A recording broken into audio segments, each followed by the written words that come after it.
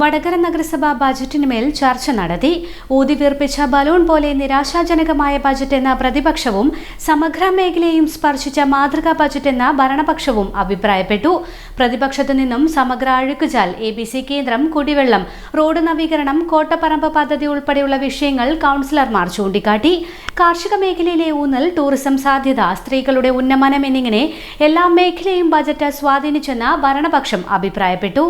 AP Gangadharan, P Geetha, PK Jalal, K Sunilkumar, P Somasekharan, ബിജുൽകുമാർ ആയടത്തിൽ, Patheri Sasi, Vyasan Kuriyadi, Suresh Babu M, Dilshana KK, പ്രശാന്തി P, Safeera, K Gopalakrishnan, Rejila TP, Sajeer CK, EK Ramani, Ajnas, Baiju, Vrinda PK, Saranya വാഴയിൽ, VM Vinu, Faisal, PK Satheesan ഉൾപ്പെടെയുള്ളവർ ചർച്ചയിൽ പങ്കെടുത്ത് സംസാരിച്ചു.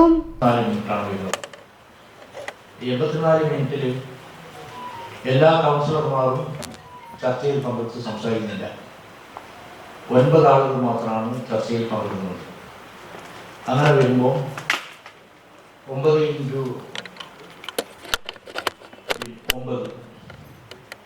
Minute ഒരാൾക്ക്, 89 minute. UDFന് 16 ആളുകളാണുള്ളത്. അതിൽ 16 × 3 48 മിനിറ്റാണ്. എത്ര ആളുകൾ സംസാരിക്കുന്നുണ്ട് എന്നുള്ള ലിസ്റ്റ് തന്നില്ല. അപ്പോൾ എത്ര ആൾ സംസാരിച്ചാലും ഈ സമയത്ത് 48 മിനിറ്റിൽ സംസാരം അവസാനിക്കും. 17 ആളിൽ RMB പ്രത്യേക ബ്ലോക്കാണ്. ഇവിടെ എഴുതി തന്നിട്ടാണ് ലീഡർ എന്നുള്ളവർക്ക് മുമ്പിൽ സീറ്റ് കൊടുത്തിട്ട് മുമ്പിൽ സീറ്റ് പോകണം, ഞങ്ങൾ UDFന്റെ ഭാഗമല്ല എന്നുള്ളതാണ് പറഞ്ഞിട്ടുള്ളത്. അത് നിങ്ങൾ എൻ്റെ ചേംബറിൽ വന്ന് സംസാരിച്ചു, എനിക്ക് മുമ്പിൽ സീറ്റ് പോകണം എന്ന് പറഞ്ഞു. അത് UDFന്റെ ഭാഗമാണ് എന്ന് പറഞ്ഞു. അതല്ല, ഞാൻ എഴുതി കൊടുത്തിട്ടുണ്ട് എന്ന് സംസാരിച്ചതിൻ്റെ അടിസ്ഥാനത്തിൽ പരിശോധിച്ചപ്പോൾ സത്യമായിട്ടാണ് മുന്നോട്ട് പോകുന്നത് തന്നെയാണ് പറഞ്ഞത്. ഇവിടെ തുടക്കത്തിൽ തന്നെ ഒരു പേപ്പറിനകത്ത് എഴുതി തന്നിട്ടുണ്ടായിരുന്നു. നിങ്ങളിപ്പോ UDFന്റെ ഭാഗമാണോ? ഈ കൗൺസിൽ മുമ്പാകെ പറ UDFന്റെ ഭാഗമാണ്. ഓക്കെ, അത് അംഗീകരിച്ചു. ഞങ്ങൾ മനസ്സിലാക്കിയത് നിങ്ങൾ UDFന്റെ ഭാഗമാണ് എന്നതാണ്. പക്ഷെ നിങ്ങൾ തന്നെ എന്റെ ചേംബറിൽ വന്ന് സംസാരിച്ചു എന്ത്, ഞാൻ UDFന്റെ ഭാഗമല്ല, ഞാൻ പ്രത്യേകമാണെന്ന് എഴുതി കൊടുത്തിട്ടുണ്ട് എന്ന് പറഞ്ഞു. ഞാൻ എൻ്റെ എന്താണ് എഴുതി കൊടുത്തത്? 2 സ്ഥലത്ത് 2ഉം എഴുതിയിട്ടുണ്ട്. അപ്പം മുമ്പിൽ സീറ്റ് വേണം എന്ന് പറഞ്ഞു. മുമ്പിൽ സീറ്റ് ലീഡർ, പാർട്ടി ലീഡർ എന്നുള്ള നിലക്ക് അങ്ങനെ വരുമ്പോൾ UDFൻ്റെത് ആരാണ് വരിക? അതാണ് പാർട്ടിയുടെ ആളുകളാണ് ലീഡർ എന്ന് പറയുന്നത്. എനിക്ക് ലീഡറായി വരണം എന്ന് പറഞ്ഞുകൊണ്ടാണ് ശരണ്യക്ക് സീറ്റ്.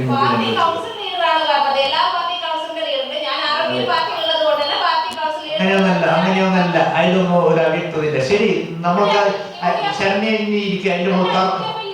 അങ്ങനെ തർക്കം വേണ്ട. നിങ്ങൾ കൃത്യമായിട്ട് പറഞ്ഞതാണ്. ഞാൻ പ്രത്യേക ബ്ലോക്കാണ്, ഞങ്ങൾക്ക് മുമ്പിൽ സീറ്റ് അനുവദിക്കണം എന്ന് പറഞ്ഞതുകൊണ്ട് ചർച്ച നടത്തി അതിന്റെ മുകളിൽ ഉറപ്പ് വരുത്തിയതിനു ശേഷം മാത്രമാണ് എന്ത് ചെയ്തത്. നിങ്ങൾ UDFന്റെ ഭാഗമല്ല, അതായത് UDFന്റെ പിന്തുണയോടുകൂടി മത്സരിക്കുന്നു എന്നുള്ള രീതിയിലാണ് നിങ്ങൾ സംസാരിച്ചിട്ടുള്ളത്. ശരി, നിങ്ങൾ കൗൺസിലിന്റെ മുമ്പാകെ അങ്ങനെ തർക്കം പിടിക്കില്ല. നിങ്ങൾ കൗൺസിലിന്റെ മുമ്പാകെ ഇപ്പൊ പറയുന്നു ഞാൻ UDFന്റെ ഭാഗമാണ് എന്ന് പറഞ്ഞു കഴിഞ്ഞാൽ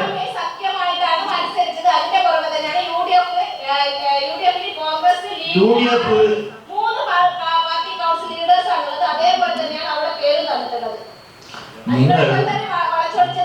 നിങ്ങൾ എന്റെ ചേംബറിൽ വന്ന് സംസാരിച്ചതിന്റെ ഭാഗമായിട്ടാണ് അത്തരമൊരു ആലോചന വന്നിട്ട് നിങ്ങൾക്ക് UDFന്റെ ഭാഗമാണെന്നുണ്ടെങ്കിൽ നിങ്ങൾ അങ്ങനെ ലീഡർ സാധ്യത വരേണ്ടതില്ലല്ലോ.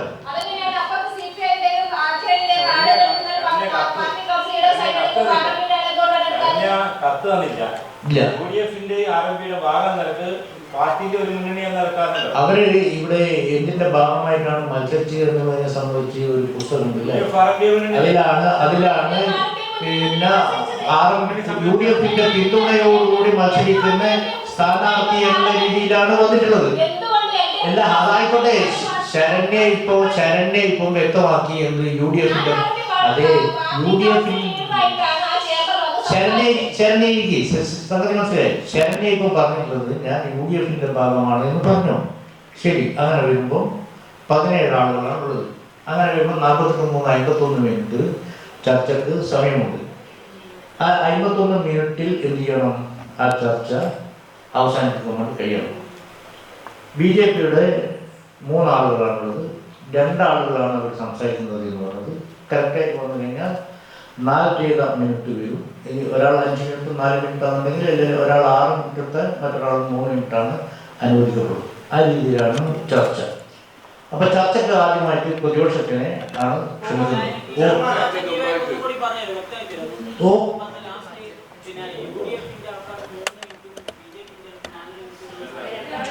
ഇവരുടെയാ പറഞ്ഞത്, നിങ്ങൾ ശ്രദ്ധിക്കല. ഞാൻ പറഞ്ഞത് ശ്രദ്ധിച്ചില്ല.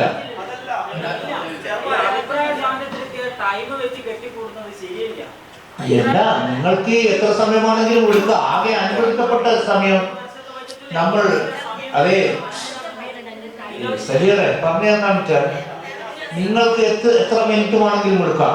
പക്ഷെ 51 മിനിറ്റിനുള്ളിൽ നിങ്ങളുടെ ചർച്ച പൂർത്തിയാക്കണം. നിങ്ങൾക്ക് 5 ആളുകൾ സംസാരിക്കുന്നതാണെങ്കിൽ 51 മിനിറ്റ് നിങ്ങൾക്ക് ഡിവൈഡ് ചെയ്തെടുക്കാം.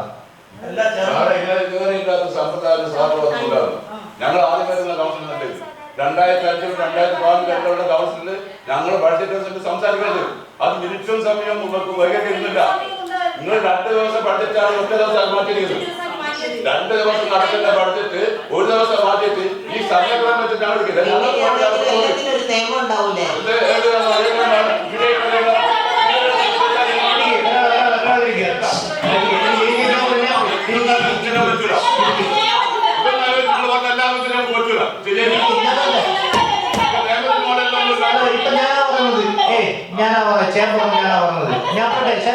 ഞാൻ അങ്ങനെ ഈ സ്പ്രിങ്ങിലോട്ട് ഇങ്ങനെ ഞാൻ പറഞ്ഞത് നിങ്ങൾ എത്ര മിനിറ്റ് ചർച്ച ചെയ്യുന്നതിന് ഞങ്ങൾക്കൊരു പ്രയാസമില്ല.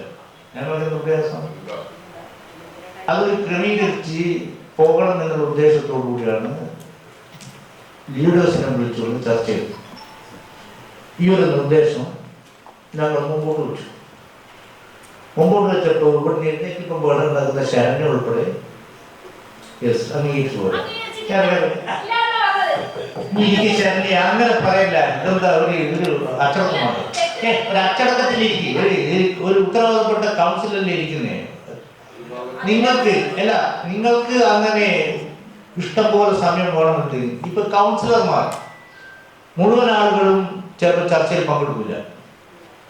ചർച്ചയിൽ പങ്കെടുക്കാത്തത് കൊണ്ട് തന്നെ ചിലപ്പം അവർക്ക് 5 മിനിറ്റോ 6 മിനിറ്റോ 7 മിനിറ്റോ അതിനപ്പുറത്തൊന്നും ഒരു ചർച്ചയിൽ എന്തായാലും പങ്കെടുത്ത് പോകാൻ വേണ്ടി കഴിയുന്നുള്ള അറിയില്ല. ഒരു അരമണിക്കൂർ ഒരാൾ ചർച്ചയിൽ പങ്കെടുത്ത് പോകുന്നത് പ്രായോഗികമായിട്ട് ഗുണമില്ല. നോമ്പ് കാലമാണ്, ആളുകളുണ്ട്, മുസ്ലിം വിഭാഗത്തിൽപ്പെട്ട കൗൺസിലർമാരൊക്കെ ഉണ്ട്. അവർക്കൊക്കെ നോമ്പ് തുറന്നു പോകേണ്ടത്. അങ്ങനെ എന്തെങ്കിലും അസൗകര്യങ്ങൾ വന്നു ചെയ്തു എന്നുള്ളതുകൊണ്ടാണ് നിങ്ങൾ ചർച്ച ചെയ്യുന്നവരെ ഞങ്ങളിവിടെ ഇരിക്കും. നിങ്ങൾ എന്ത് ചർച്ച എത്ര ചർച്ച ആണെങ്കിലും ചെയ്യാം. ഈ സമയക്രമം പാലിച്ചിട്ട് പോകുന്നതാണ് നല്ലത് എന്നുണ്ടെങ്കിൽ അങ്ങനെ പോകാം. Okay, yes. പ്രതിപക്ഷത്തുനിന്ന് ചർച്ചയിൽ പങ്കെടുക്കാൻ ആരാണ് ആദ്യം സംസാരിക്കുന്നത് വെച്ചാൽ അവർക്ക് സംസാരിക്കാം.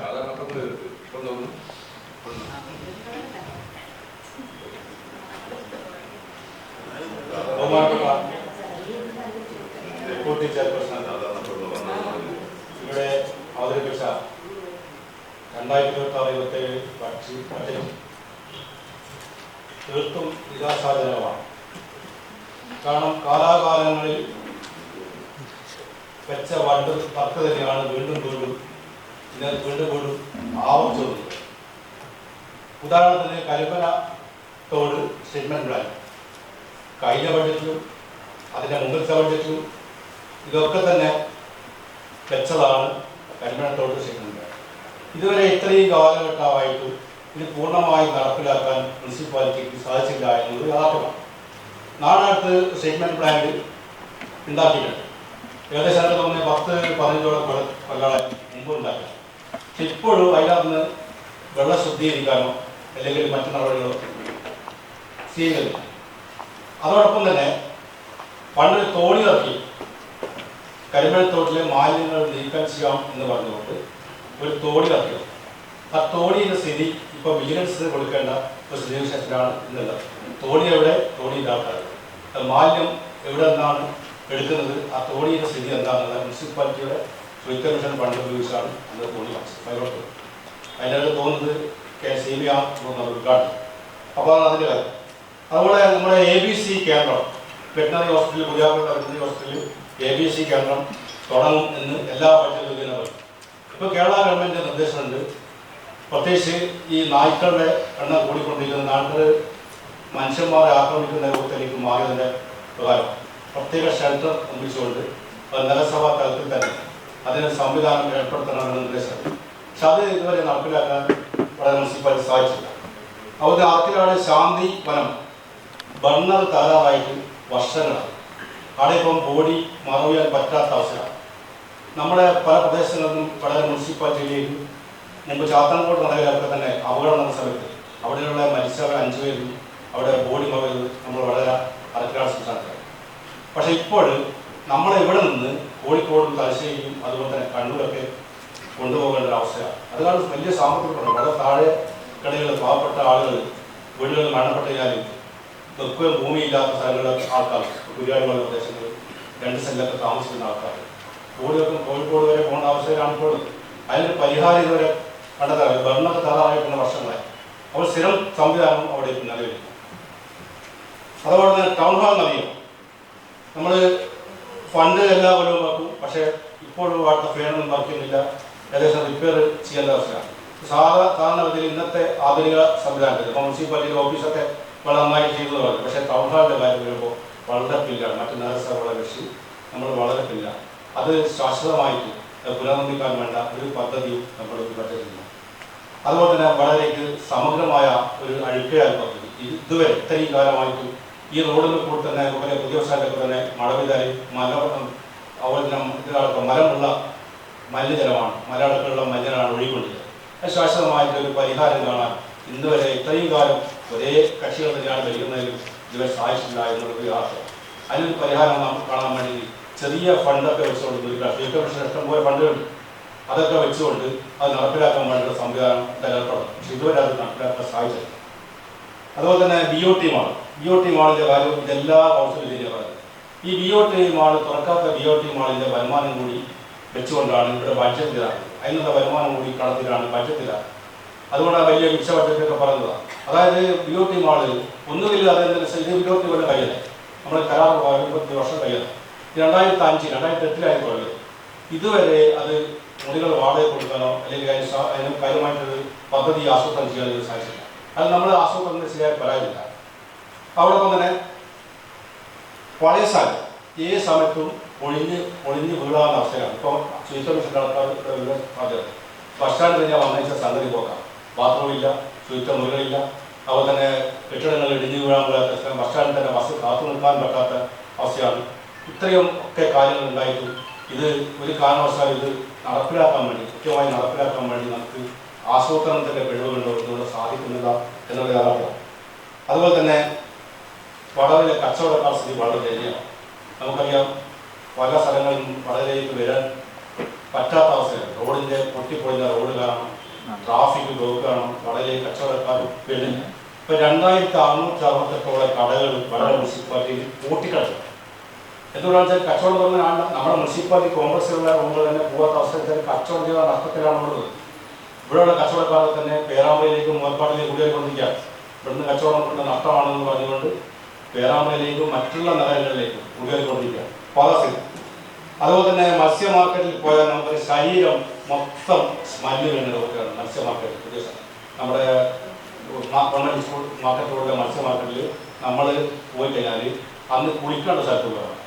കാരണം വെച്ചാൽ ഏറ്റവും ശ്മശാനം കൂടി പല സ്ഥലത്തുള്ള ശ്മശാനം വരെ നല്ല വൃത്തിയാണ്. പക്ഷെ നമ്മുടെ മത്സ്യ മാർക്കറ്റിൽ പോയാൽ മണത്തിൻ്റെ ശരീരം മുഴുവൻ സ്മെല്ല്, നീല സ്മെല്ലാണ്.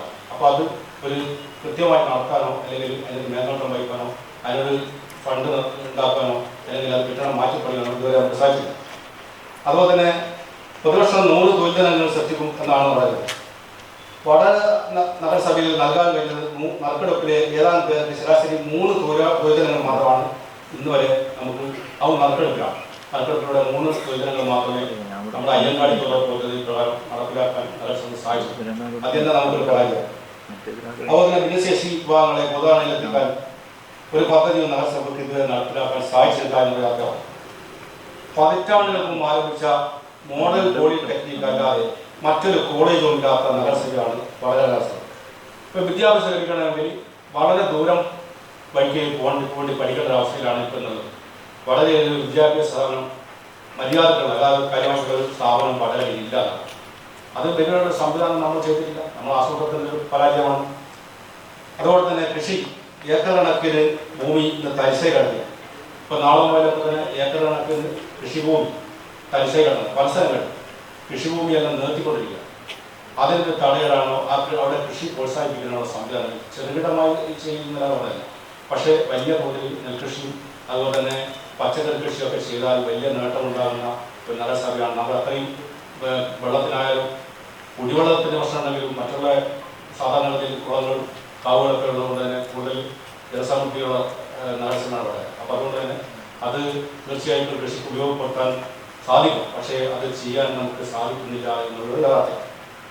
അതുപോലെ തന്നെ മൃഗസംരക്ഷണ മേഖലയിൽ 55 ലക്ഷം രൂപ മാത്രമാണ് ബാധ്യത. തീരെ കുറവാണ്. കാരണം ഒരുപാട് പദ്ധതികൾ മൃഗസംരക്ഷണ മേഖലയിൽ ഒരുപാട് തൊഴിൽ കൊടുക്കുന്ന പദ്ധതിയാണ് മൃഗസംരക്ഷണം. കാരണം പിന്നെ കന്നുകുട്ടി പരിപാലനവുമായി ബന്ധപ്പെട്ട് മറ്റൊക്കെ തന്നെ ഒരുപാട് തൊഴിൽ ദിനങ്ങൾ സൃഷ്ടിക്കപ്പെടുന്നത്. പക്ഷേ അതിനൊന്നും ബഡ്ജറ്റിൽ ഭാഗത്ത് ഈ പൈസ കൊടുക്കാനില്ല.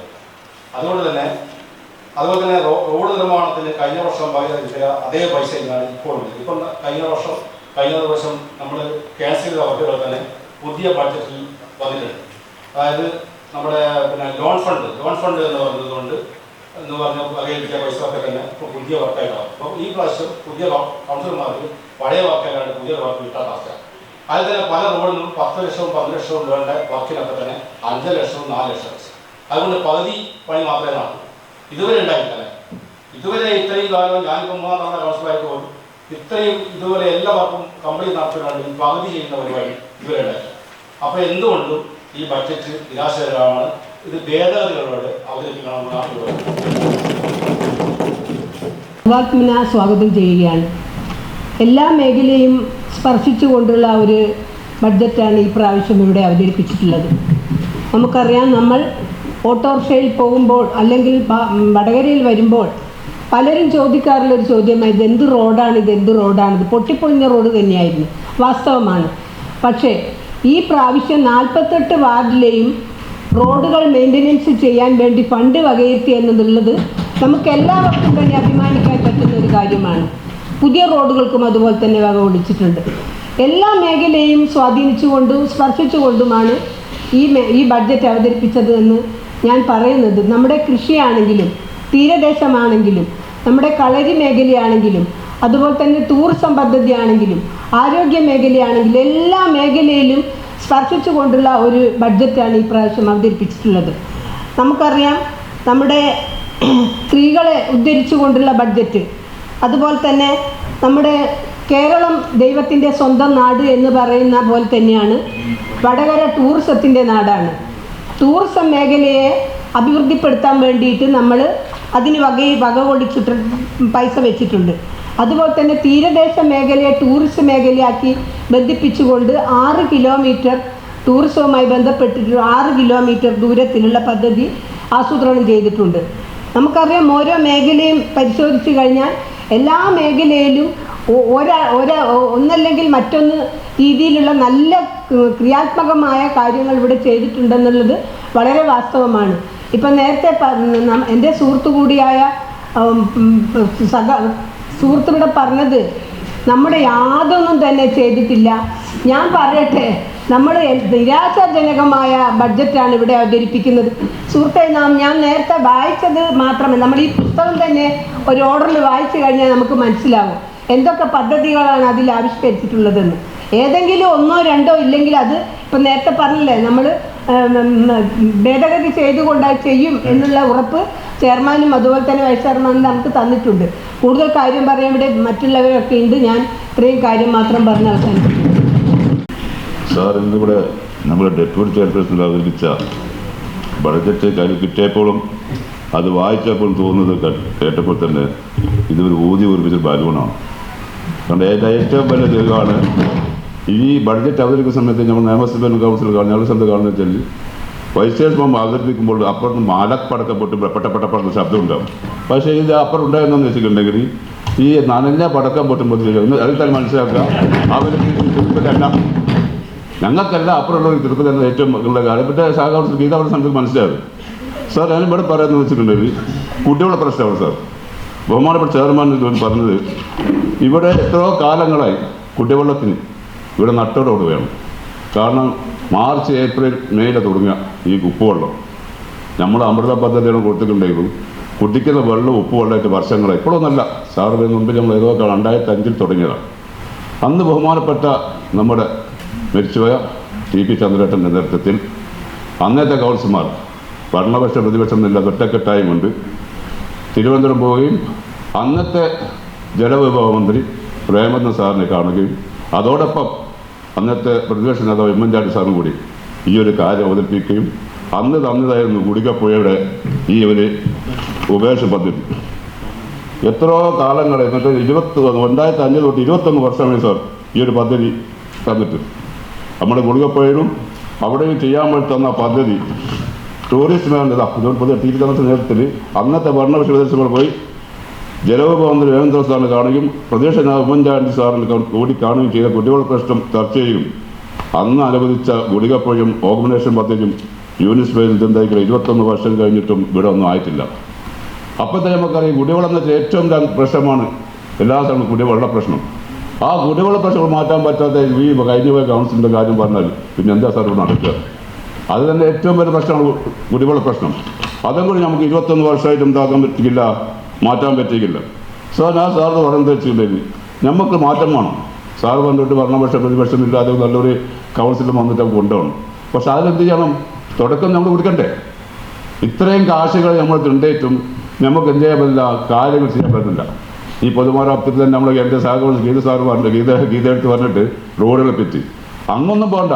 ഇവിടെ തന്നെ പാർക്കിനടുത്തുള്ള റോഡ് ഇപ്പോഴും കിടക്കും എന്തായിരിക്കാണ് കുണ്ടിയും കൂഴിയായിട്ട് അവിടെ എന്തായാലും കച്ചറിച്ചിരിക്കുകയാണ്.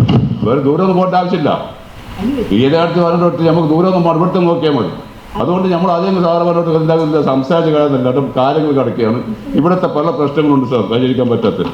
ആ പരിഹരിക്കാൻ പറ്റാത്ത കാര്യങ്ങൾ നമ്മൾ എന്ത് ചെയ്യുക, 5 വർഷം കൊണ്ട് ചെയ്യണമെങ്കിൽ നമ്മുടെ ഈ ബഡ്ജറ്റ് സമയത്ത് ഒന്നും ചെയ്യാൻ പറ്റില്ല. ഈ പഴയ പിന്നെ പുതിയ കുപ്പിയിലാക്കിയിട്ട് വന്നതല്ലാണ്ട് ഇതിലൊരു കാര്യമില്ല. ഇതിനെപ്പറ്റി നമുക്ക് ബഡ്ജറ്റ് ഒന്നും വട്ടപൂജ ദൂരമാണ്. ഞാൻ ബഹുമാനപ്പെട്ട ചെയർമാൻ പറയുന്നത് ഈ ബഡ്ജറ്റ് സാറൊന്നും മുഖവർത്തന പറഞ്ഞതാണ് ഇതിൽ പോരായ്മകളുണ്ടാവും കൂട്ടിച്ചേർക്കലുണ്ടാവും. ശരിയാണ്, ഉണ്ട്, അതന്നെ ഉള്ളൂ, വേറൊന്നുമില്ല. അതുകൊണ്ട് ആ ബഡ്ജറ്റ് കൂട്ടിച്ചേർക്കുകയും നമുക്ക് എന്തെല്ലാം ബുദ്ധിമുട്ടാക്കാൻ പറ്റും ഇതിൽ കൂട്ടിച്ചേർത്തുകൊണ്ട് പുതിയൊരു ബഡ്ജറ്റിനാ നമ്മൾ എന്ത് ചെയ്യണം, അവതരിപ്പിക്കണം. സാർ അതുപോലെ തന്നെ 2 ലക്ഷം വെച്ച് പറഞ്ഞില്ല സാർ. എന്താ നിങ്ങൾ കൂട്ടി സാർ? 30 ലക്ഷം റുപ്യ സാർ. അടിസ്ഥാനപരമായി എത്രയോ ജനങ്ങൾ താമസിക്കുന്ന തീരദേശത്ത് മൊത്തം 30 ലക്ഷം പോയിന്റ് വെച്ചിരിക്കുന്നത് സാർ. ഒന്ന് ആ പ്രദേശത്തെ എവിടെ മുതൽ കിടക്കുന്ന വെച്ചിട്ട് കുരിയാടി മുതൽ കോട്ടക്കടകളുടെ സാധനം തീരുമാനിച്ചപ്പെട്ടതാണ്. വെറും നമ്മൾ 4-5 പാടുന്നല്ല. അവിടെ തുച്ഛമായ സംഖ്യ വെച്ച് കഴിഞ്ഞാൽ സാറ് എന്താ ചെയ്യുക? അതുകൊണ്ട് ഈ ഒരു ബഡ്ജറ്റ് നിങ്ങൾ അവതരിപ്പിച്ച ബഡ്ജറ്റ് ഇതും പോരായ്മയുള്ള ബഡ്ജറ്റാണ്. ഈ ബഡ്ജറ്റ് നമുക്ക് ഒരു കാലത്ത് അംഗീകരിക്കാൻ പറ്റില്ല. സാറ് പറഞ്ഞിട്ട് എന്തായ പോരായ്മകളും പാഴ്ചകളും ഉദിക്കൊണ്ട് പുതിയൊരു ബഡ്ജറ്റ് കൊണ്ട് ഞാൻ സംസാരിക്കുന്നു. ബജറ്റാണ് ഇവിടെ അവതരിപ്പിച്ചത്. കുറേ പ്രഖ്യാപനങ്ങളുടെ പെരുമഴ തന്നെ ഈ ബജറ്റിൽ കാണുന്നുണ്ട്. നമുക്ക് കഴിഞ്ഞ വർഷത്തെ ബജറ്റ് എടുത്തു നോക്കിയാൽ ഇതുപോലെ തന്നെ ഒരുപാട് പ്രഖ്യാപനങ്ങളുണ്ടായിരുന്നു. ആ പ്രഖ്യാപനങ്ങളുടെയൊക്കെ ആവർത്തനം തന്നെയാണ് നമുക്ക് ഈ ബഡ്ജറ്റിലും കാണാൻ കഴിയുന്നത്. നമുക്ക് കേരളത്തിലെ ഗ്രാമങ്ങളൊക്കെ തന്നെയും വളരെ പെട്ടെന്ന് തന്നെ നഗരവൽക്കരിക്കപ്പെടുന്ന കാലഘട്ടമാണ്. ഈ കാലഘട്ടത്തിൽ നാം ഏറ്റെടുക്കുന്ന ഏറ്റവും വലിയ വെല്ലുവിളിയാണ് മാലിന്യ നിർമ്മാർജ്ജനം. പക്ഷേ ദൗർഭാഗ്യവശാൽ വടകരയിൽ അത് നമുക്ക് വേണ്ട വിധത്തിൽ നടപ്പിലാക്കാൻ കഴിഞ്ഞിട്ടില്ല എന്ന് നമുക്ക് ഈ വടകരയും പരിസരങ്ങൾ പരിശോധിച്ചാൽ കാണാൻ കഴിയും. പക്ഷേ ഉമ്മൻചാണ്ടി സർക്കാരിൻ്റെ കാലത്താണ് ആദ്യമായി ഉറവിട മാലിന്യ സംസ്കാരം എന്നൊരു പദ്ധതിക്ക് തുടക്കം കുറിച്ചത്.